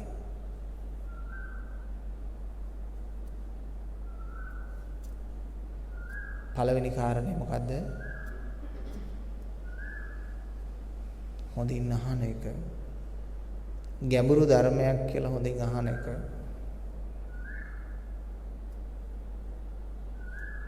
හොඳින් තේරුම් ගන්න එක. කරුණු කාරණා හකුලවා තේරුම් ගන්න එක. දැන් පින්නතුන්ට පුළුවන්කම තියෙන්න ඕන මේ දේශනේ මහලා ඔය නිකන් අර ඔඩොක්කුවෙන් තිබෙන මේ ඇට වර්ගයක් බිමට හැලෙනවා වගේ බන ටික බිමට හැලෙන දෙන්නේ නැතුව ඒ ටික හොන්දට ගොනු කරලා මේ සම්මිශ්‍රණය අරගෙන සමස්ත දේශනාව ගොනු කරලා ගන්න පුළුවන් නම් හකුලවා තේරුම් ගන්න පුළුවන් නම් අන්න ඥානවන්තයා. මට මේ හැකියාව තිබුණා ඒ කාලේ. උදේ ඉඳලා හවස් වෙනකම් කරන දේශනාවක් අහලා මං ආපහු පන්සලට යන ගමන් අර දේශනාවම හකුලවලා බලමින් විදර්ශනා කරමින් ගියා. කෙනෙක් දකින්නේ නැති ආමුදුරු කල්පනා කර යනවා කියලා. ලොකු කල්පනාවක් ඉන්නවා කියලා නෑ. මගේ වැඩේ මං ඇතුළතින් කළා. මොකද්ද කරේ? උදේ ඉඳලා හවස් වෙනකම් කරපු දේශනේ හකුලුවා තේරුම් ගනිමින් යනවා. ඒ අතින් කරුණක් දෙකක් තුනක් දීප්තිමත්ව පේනවා මට. ඒක නිකන් තාරකාවක් වගේ. පහළු ආසේ එක තාරකාවක් දිදුලලා පේනවා වගේ අර කරුණ හොඳට තේරෙන්න පටන් ගන්නවා. ඉතින් මට ඇති වෙනවා හරි ධර්ම ප්‍රීතියක්. මට අද මේ කරුණ වැටහුණානේ. මම මෙච්චර කාලයක් මේක දැනගෙන හිටියේ නෑනේ කියන ධර්ම ප්‍රීතියක් යම් ප්‍රමාණයක ලැබෙනවා. අන්න ඒ වයින් පෝෂණය වෙන එකට තමයි කියන්නේ කුසලස්ස උපසම්පදා. මොන කුසලයේද? නිවන් දකින්න අදාළ කුසලය. කොයිතෙන් කරන්න අවශ්‍ය කුසලයවත් මේ ව්‍යාපාර ඇති කරන්න කුසලයවත් කුසලතාව නෙමෙයි ඕන අපිට නිවන් දකින්න අවශ්‍ය කරන කුසලය ඕන. ඒක අලෝභ අද්වේෂ මෝහ. සියල්ලගෙන් මුදවා නිදහස් කරන ධර්මයක් ඒක.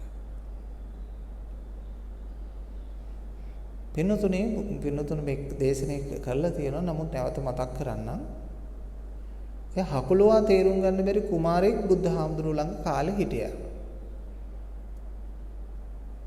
එයා පොයේ මාසවල් ඔය විදිහට 3-4ක් එක දිගට බුදුහාමුදුරන්ගේ බණ ධර්ම අහන්නම ආපු කෙනෙක්. නමුත් පින්නතුන් හිතන්න බෑ ඒ කාලෙත් බුදුහාමුදුරුවෝ මුණ ගැහෙන එක ලේසි නෑ. ඒ සමහර තැන්වලදී නිදහසේ පිණ්ඩපාතේ වැඩපු තැන් තිබ්බට එහෙම දෙවුරම් මහ විහාරයේදී බුදුහාමුදුරුවෝ මුණ ගැහෙන එක ලේසි නෑ. ඒ කාලෙත් රාජරාජ මහා මාත්‍යවරු ඒ මුල් කරගෙන ලේකම් හාමුදුරු කෙනෙක් ඉන්නවා, ආනන්ද හාමුදුරු ඉන්නවා. බොහොම යන්න බෑ ලේසියෙන් කතා කරන්න යන්න හම්බෙන්නේ. ඉතින් බලාගෙන ඉඳලා බුදුරජාණන් වහන්සේ මුණ ගැහෙන අවස්ථාවක් ලබා ගත්තා. ලබා ගත්තාම බුදුරජාණන් වහන්සේට මෙච්චරයි කියන්නේ යාගේ තියෙන නොහැකියාව. මොකද්ද? ස්වාමීනි භාග්‍යවතුන් වහන්සේ දේශනා කරන ධර්මය හරි දිගයි.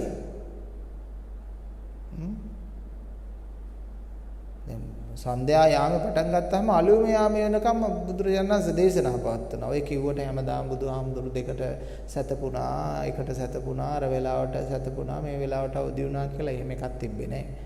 බුදුහාමුදුරුන්ට දේශනා කරන්න වැඩසටහනක් යෙදුණා නම් එළි වෙනකනුත් දේශනා කළා. ආයි දවල් කාලේ හරි පොඩ්ඩක් සැතපුණා, විවේකයක් ගත්තා. එහෙමයි බුදු කෙනෙක්ගේ දිනචරියාව. ඒකනේ අවුරුදු 125ක් වගේ ආයු තිබිච්ච කාලේ බුදුරජාණන් වහන්සේ ඇත්තෙම අඩු ආයු වලින් ගිහිල්ලා තියෙනවා. අවුරුදු 80 කියන්නේ අඩු ආයු. ඇයි එහෙම පිරිනොම් පාන සිද්ධ වුණේ කියලා කතාවක් මේ වෙහෙස මහන්සිය තුලමත් ඒකත් කියන්න පුළුවන්. ඒ දුක් විඳීම තුල, ශරීරයට දුක් ලැබීම තුල ලැබිච්ච අපහසුතාවය. එතකොට මේ කුමාරයා අහන කතාව තමයි මට මේක හකුලුවා තේරුම් ගන්න බෑ කියන කතාව.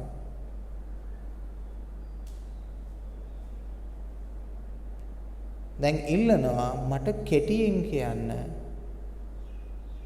මේව බණ පොතේ දැක්කහම පින්නතුනේ ත්‍රිපිටක ධර්මයේ දැක්කහම තැන් වල තියෙන ඒවා දැක්කහම පුදුම විදියට පිනා යනවා.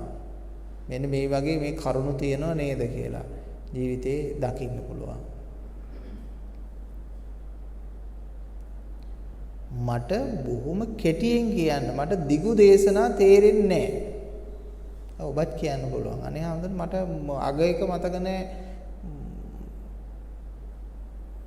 අවසාන වෙනකොට. එහෙම තේරෙන්නේ නැත්තම් මට කියන්න තියෙනවා මට බොහොම කෙටියෙන් කියන්න මොකද්ද නිවන තියෙන්නේ කොහෙද කියලා. දැන් අද වෙන තුනේ එක පැත්තකින් කියලා දුන්නා පිටුපස නිවන තියනවා කියලා. දැන් ඉතින් පිටුපස දැක්කේ නැහැ. ඒ වුණාට සමහරවිට කල්පනා කර ඉන්නවා මේ පිටුපස තියෙන විදියක් නැහැ නේ නිවන. දැක්කේ නැතුණා දැක්කෙත් නැහැ. ඒ වුණාට තියෙන විදියක් කොයිද? එහෙම සරල තැනක්ද නිවන කියන්නේ. හැබැයි ඉතින් දැකලා කියන්න ඉස්සෙල්ලා බලන්න එපා පිටුපස සරලද නැද්ද කියලා.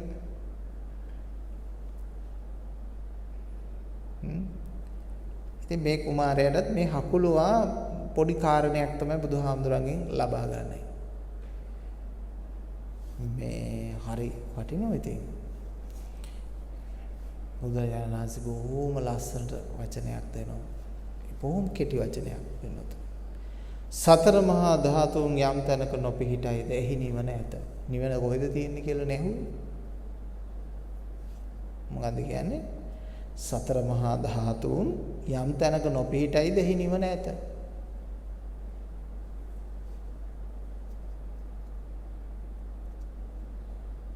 දැන් කියන්න බලන්න සතර මහා ධාතුන් නොපිහිටන තැන. එකක්වත් දෙකක්වත් තුනක්වත් හතරවත් එතන තියෙන්න බෑ. සතර මහා ධාතු දන්නවනේ නේ. මේ ආපෝ තේජෝ ආයෝ පඨවි කියන මේ සතර මහා ධාතු වලින් එකක්වත් තියෙන්න බෑ කොතනකවත්. යම් තැනක නොපිහිටයිද පස්සේ තේරුණාද සතර මහා ධාතු යම් තැනක පිහිටයිද මේ එකක්වත් ගෑවිලාවක් තියෙන්න බෑ එතන යම් තැනක පිහිටලා නැද්ද අන්න එතන නිවන තියෙනවා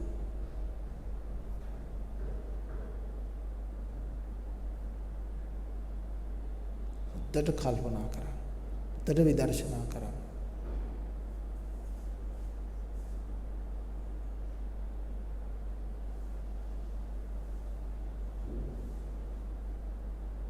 තේරෙන්නේ නැහැ නේද? අර ස්වාමින් වහන්සේගේ උදාහරණ දැක්වුවනේ හාමුදුරුවෝ විදර්ශනා කළේ කොහොමද කියලා. ඒ ආදර්ශයට ගන්න.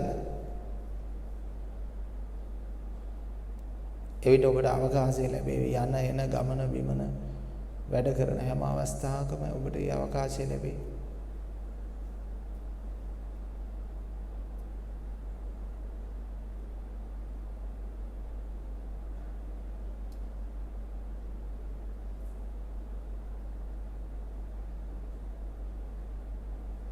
ඉතින් මේ කුමාරයාට ඊට වැඩි දේවල් බුදුහාමුදුරන්ගෙන් අහන්නත් බෑ. මොකද පඬිතයා වගේ යවුවනේ කෙටියෙන් කියන්න කියලා ආයෙත් විග්‍රහ කරලා කියන්න තා චුට්ටක් බුදුහාමුදුරනේ කියන්න.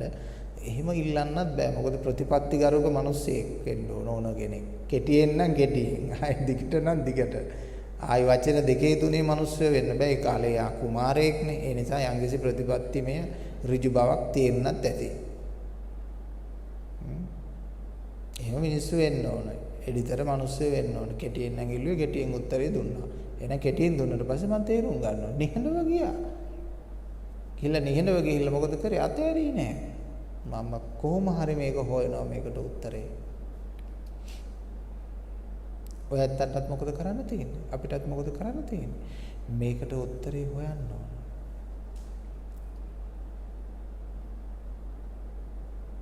හාමුදුරන්ට ඇවිල්ලා මේ රහසින් අහලා වැඩක් නැහැ. හාමුදුරනේ උත්තරේ මට විතරක්වත් කියන්න බැරිද? ඒ උත්තරේ වැඩක් නැහැ. එහෙනම් ඉතින් බුදුහාමුදුරන්ට මනිත් උත්තරේ දීලා යවන්න තිබ්බනේ. ඊළඟට ඔක ආටුවාචාරයෙන් හරි කොයි බාහිර කෙනෙක් ඔකට උත්තරයක් ලිව්වොත් ඒ උත්තරේ බාර ගන්න අපි ලෑස්ති වෙලා ඉන්න ඕනද? අපි කියන්න තියෙන්නේ ඇත්තටම එපා උත්තරේ එපා. මම්ම හොයාගන්න. උත්තරේ කියන්න හැදුවත් ඔබන වළක්වන්න ඕන. අනේ හඳුනේ උත්තරේ කියන්න එපා. මම්ම හොයාගන්න කියන්න එපා. ඇයි? මගේ මොලේ වැඩෙන්න ඕනනේ. මගේ මොලේ වැඩෙන්න නම් මගේ අතහුරු වෙන්න නම් මම අකුරු ලියන්න ඕන. මගේ මොලේ වැඩෙන්න නම් මම විදර්ශනා කරන්න ඕන. මට පීනන්න පුළුවන් වෙන්න නම් කවුරුත් පීනලා වෙන්නලා හරියන්නේ නැහැ. තමන්ම පීනන්න ඕන. තමන්ට ඩ්‍රයිවිං පුරුදු වෙන්න ඕන නම් තමන් ඩ්‍රයිව් කරන්න ඕන. ආයි වෙන කතාවක් ඕනේ නේ. එකෙන් හරි. කොච්චර ලස්සන ධර්ම කරුණු තියෙනවද? ඔය ඇතිනේ නිවන් දකින්න. ඔය ඇති. නිවන් දකින්න කෙනාට නිවන් දකින්න ඔය ඇති. හාමුදුරුවෝ මෙතෙක් දේශනා කරපු සියලු ධර්ම කරුණුත් මීට කලින් අහපු සියලු ධර්ම කරුණුත් එකට සම්පින්ඩණය කරලා මෙතෙන්ට උත්තරේ ගන්නවා. ඒක කල්පනා කළ සංකල්පයක් නෙමෙයි. තමා තුලින්ම ආත්මයෙන්ම ඒ උත්තරේ මතුවෙන්න ඕන. අපේ උදවිය එහෙම නෙමෙයි උත්තර ගන්නෙ. ඕ 10 20 30 40 50 60 70 80 90 මේක වෙන්න ඕන. අහලා බලමු.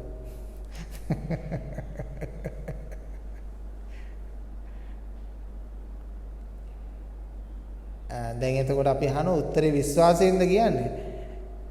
ඊට පස්සේ ඉතින් නියපොත්තක් අහනවා හරිද නැත්නම් වැරදිද කියලා මගෙන් අහනවා. මොකද Tamanට ෂුවර් නෑ උත්තරේ. කියන දේ විශ්වාසයෙන් කියන්න ඕන.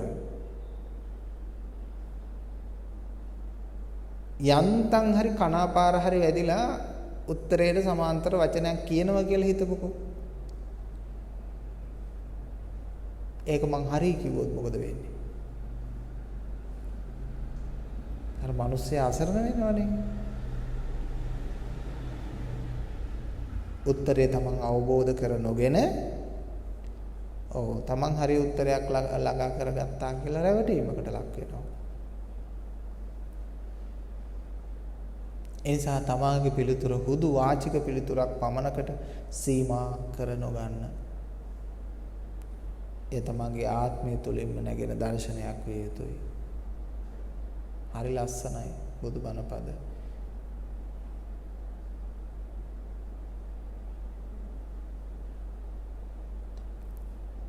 තව පුජ්‍යලෙක් ඇවිල්ලා ඇහුවා ඒ කාලේ හරි මහා පුදුම විදිහේ ප්‍රශ්න අහන්නේ ඒ කාලේ. හරි අපූර්ව විදියට අහන්නේ.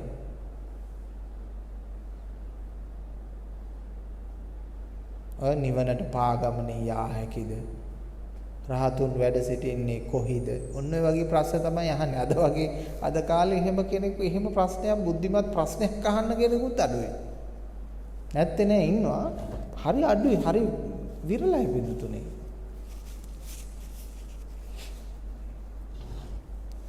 ගැඹුරු ප්‍රශ්නයක් අහන්න කෙනෙක් නෑ.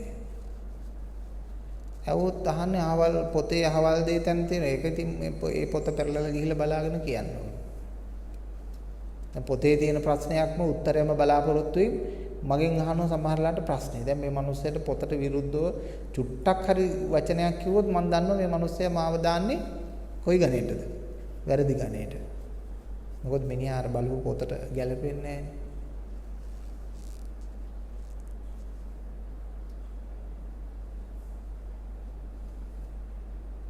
ඒවට උත්තර දුන්නාම මේ මිනිසුන්ට කේන්ති යනවා.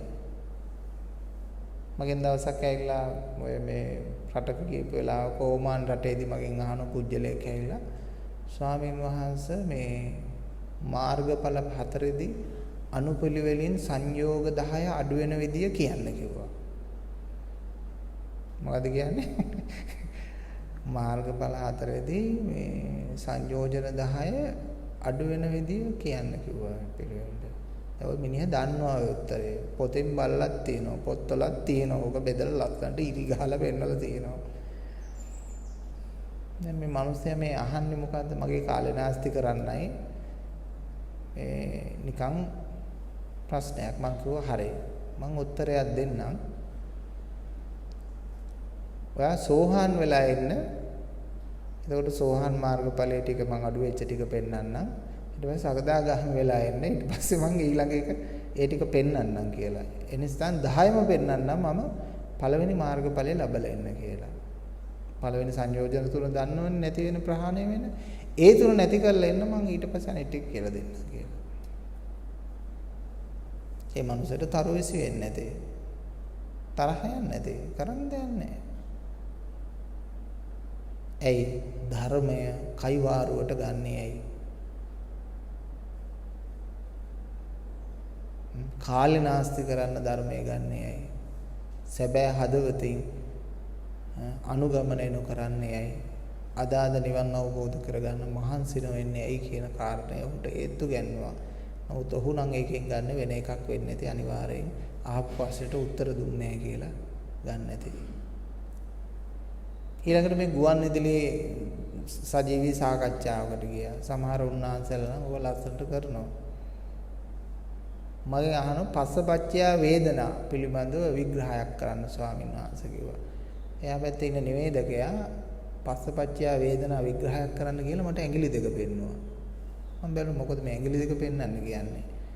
මේ මොකක් හරි විනාඩි දෙකයි. දැන් මම පස්සපච්චය වේදනා විනාඩි දෙකකින් කියන්න ඕන.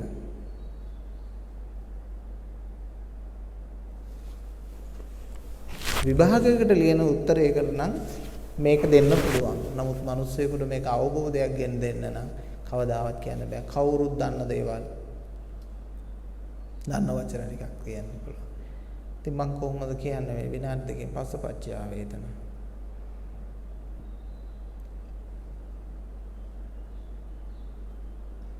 ඒව හොඳයි දහම් පාසල් විභාග ලියන අයට විතරක්. අවබෝධයක් ගැන දෙන අයට නම් ඒ උත්තර හරියන්නේත් නැහැ. ඒවට උත්තර දෙන්නත් බෑ. ඒව හොඳයි දහම් පාසල් විභාග වලට. ඊට තව ලස්සන අවස්ථාවක බුදුහාමුදුරන්ගෙන් ඇවිල්ලා අහනවා මොකද්ද? භාග්‍යවතුන් වහන්සේ රහතුන් වැඩ සිටින්නේ කොහිද? තේරුණා නේද? රහතුන් වැඩ සිටින්නේ කොහිද?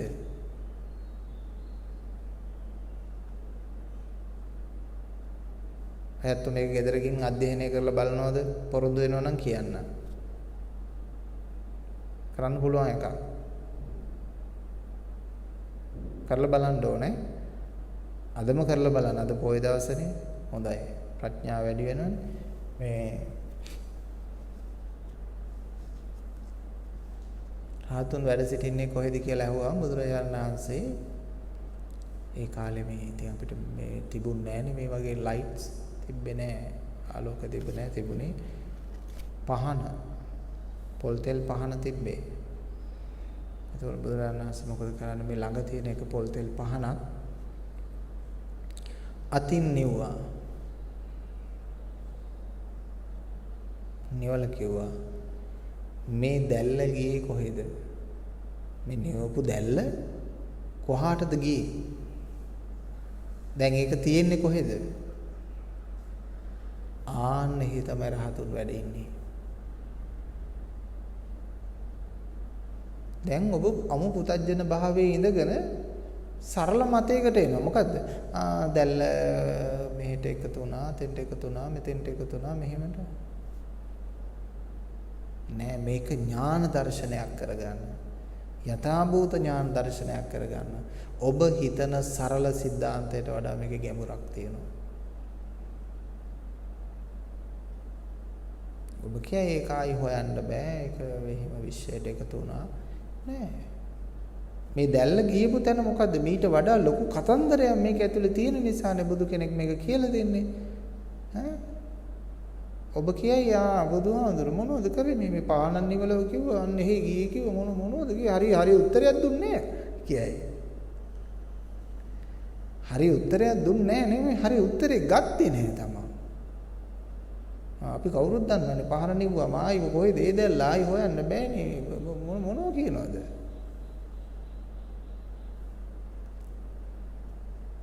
ඒ නිසා මේ බුදු වදන් අතර තියෙන දේවල් සරලව දැකීම තමයි පළවෙනි වරද.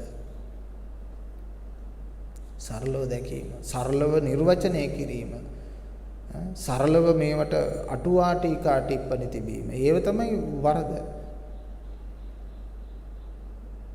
ඒවා හරි පඬිත වේදනීය, හරිම ගම්බීරයි. හරිම ගම්බීරයි.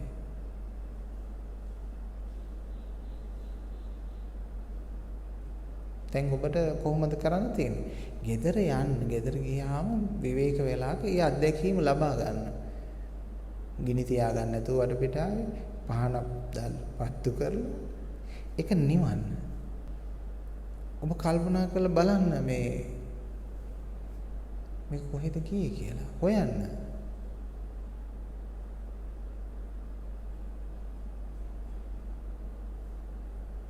එතකොට ඔබ නිවන් දකීවි. රජෝහරණන් කියන්න. එතකොට ඔබ නිවන් දකීවි. රෙදි කැලක් පිරිමදලා සතර මහා භූතයන්ගෙන් තොරව පිහිටි ඒ නිවන සොයන්න.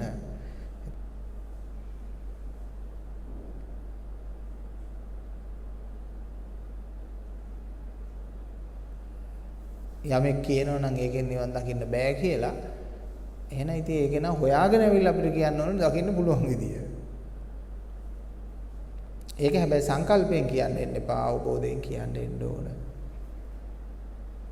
දැන් සමහර ස්වාමීන් වහන්සේලාත් ඉන්නෝ ගිහියොත් ඉන්නෝ සංකල්පයෙන් පින්නතුණි දේශනා කරයි සෝ එතනින් තාම මොනවද විග්‍රහ කරන්නේ ඔය ඔක්කොම සංකල්පයෙන් කතා කරයි අහවල් පොතේ අහවල් තැන තියෙනවා කියලා.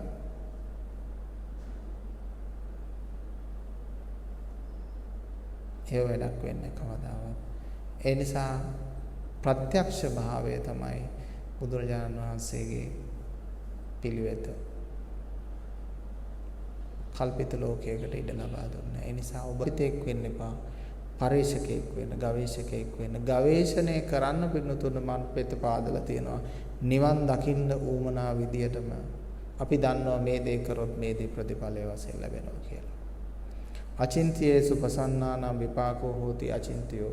මේ අනන්ත වූ අචින්තිය වූ ධර්මය, අකාලික වූ ධර්මය ඔබ නුවණින් පරිශ්‍රණය කරගෙන යන්න. ඔබත් ඒ අචින්තිය වූ අකාලික වූ ධර්මයට ඔබගේ සත්ලේ මොකද්ද වෙන්නේ? සත්ව භාවය නිරුද්ධ වෙලා සත්‍ය භාවයට පෙරලෙයි ජීවිතේ.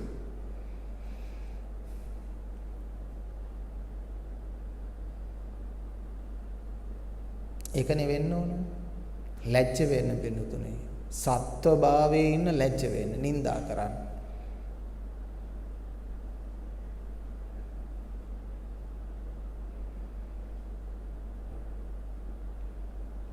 අනේ මට අවබෝධ වුණේ නෑනේ කියලා කියන්න එපා. ලැබෙන තුරුම උත්සාහ කරන්න ඕන.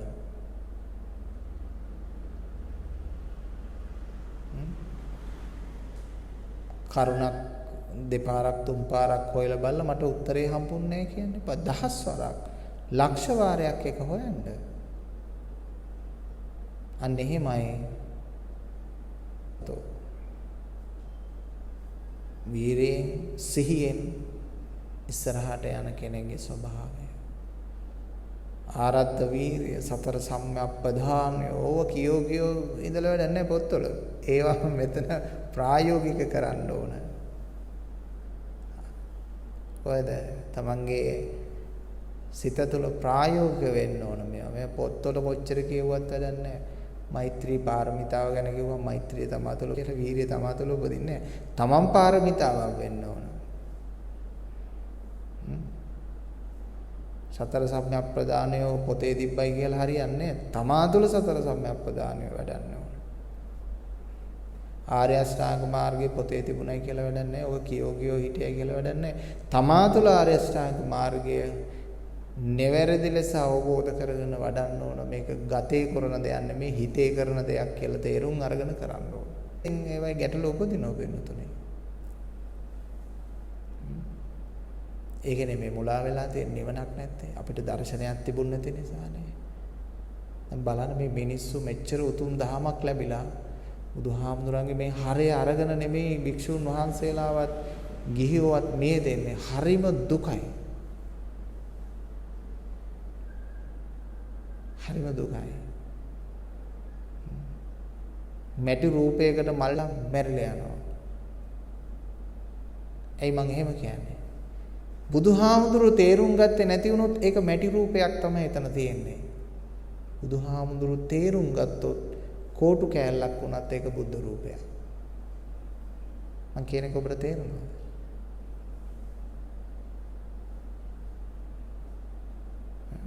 අශෝක ස්තම්භයට අපි දන ගහලා වැඳලා ඉන්නේ ජීවිතේ තේරුම් ගත්තොත් ඒ කණුවත් බුදුහාමුදුරුවෝ. ඔයගොල්ලෝ ඉන්දියාවේ ගියාම අර ලුම්බිනි එහෙම තියෙන කණුවට වැඳලා එනවා නේද? එතන කණුවක් ඉඳලා තියෙනවානේ බුදුහාමුදුරුවෝ ඉපදුනා කියලා. මන් දන්නේ ලංකාවේ ඉපදුනා කියලා කියනවා, ඉන්දියාවේ ඉපදුනා කියලා කියනවා. නොයෙකුත් දේවල් දෙනවා. බුදුහාමුදුරුවෝ කියන පරමාර්ථ චරිතය නම් මේ ලෝකේ කොයිබකවත් එහෙම පුජ්‍යලයක් හැටියට ඉපදුන්නේ නැහැ. මේ භෞතික ශරීරවාදය යන ඒ ඓතිහාසිකගත ඒ කතන්දරේ. ඒක මට ඉතියෝපියාවේ ඉපදුනත් මට කමක් නැහැ බුදුහාමුදුරුවෝ. බුදුහාමුදුරුවෝ සුද්දෙක් වුණත් කමක් නැහැ, කළු ජාතිකයෙක් වුණත් කමක් නැහැ, ලංකාවේ ඉපදුනත් කමක් නැහැ, ඉන්දියාවේ ඉපදුනත් කමක් නැහැ. ඒ ඔක්කොටම වඩා වැදගත්ම කාරණේ බුදුහාමුදුරන්ගේ ධර්මය. ඒක භෞතික සාධකයක්. ඒ නිසා මට අවශ්‍ය නැහැ බුදුහාමුදුරන්ගේ ලෝම ගස් වලට වැඳ වැඳ ඉන්නේ ඇටකටු. බුදුහාමුදුරුවෝ ඒ කාලෙම පෙන්නවා මේක කුණු ශරීරයක්, මේකට වැඳලා ඉඳලා වැඩක් නැහැ.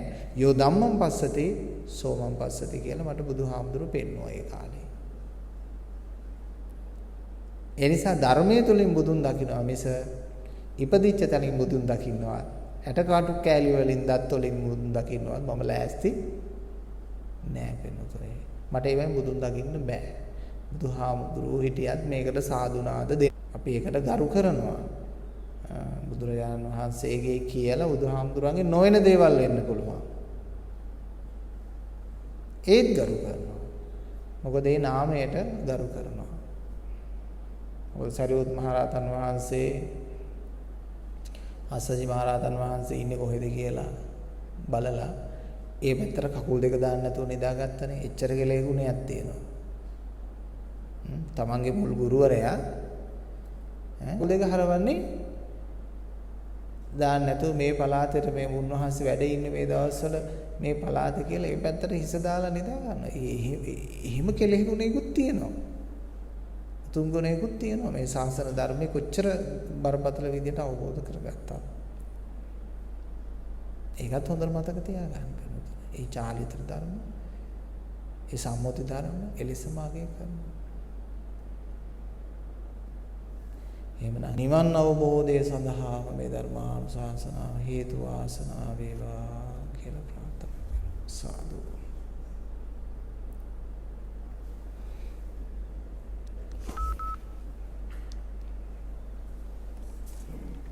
අද දවසේහි පින්වත් දායකත්වය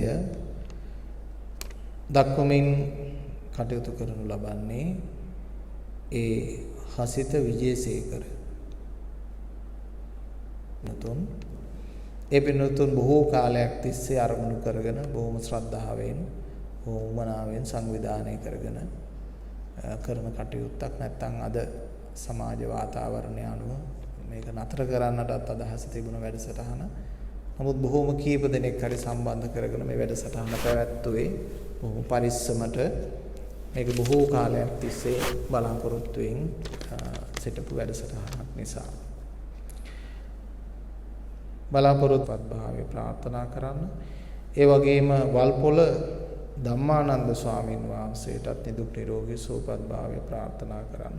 දීර්ඝායුෂ ප්‍රාර්ථනා කරන් බලාපොරොත්තු වෙනවා. උන්වහන්සේට දිගාසිරි වේවා, නිරෝගී සුව වේවා කියලා අපි ප්‍රාර්ථනා කරනවා. ඒ වගේම විශේෂයෙන් පුණ්‍යානුමෝදනා කිරීමට බලාපොරොත්තු වෙනවා. 1995 නොවැම්බර් මාස අප අතරින් සමුගත් AMH වගේ පියාණන්ට පුණ්‍යානුමෝදනා කිරීමට බලාපොරොත්තු වෙනවා. ඒ වගේම නුවර නුගවැල විසූ රම්බණ්ඩා විජේසේකර මාතාවට, ලොකු බණ්ඩා විජේසේකර, ඒ වගේම ලීලා කුමාරිහාමි ගෝපල්වල කුමාරිහාමි ගෝපල්වල, ඒ වගේම රාජගිරියේ විසූ මහින්ද ගෝපල්වල,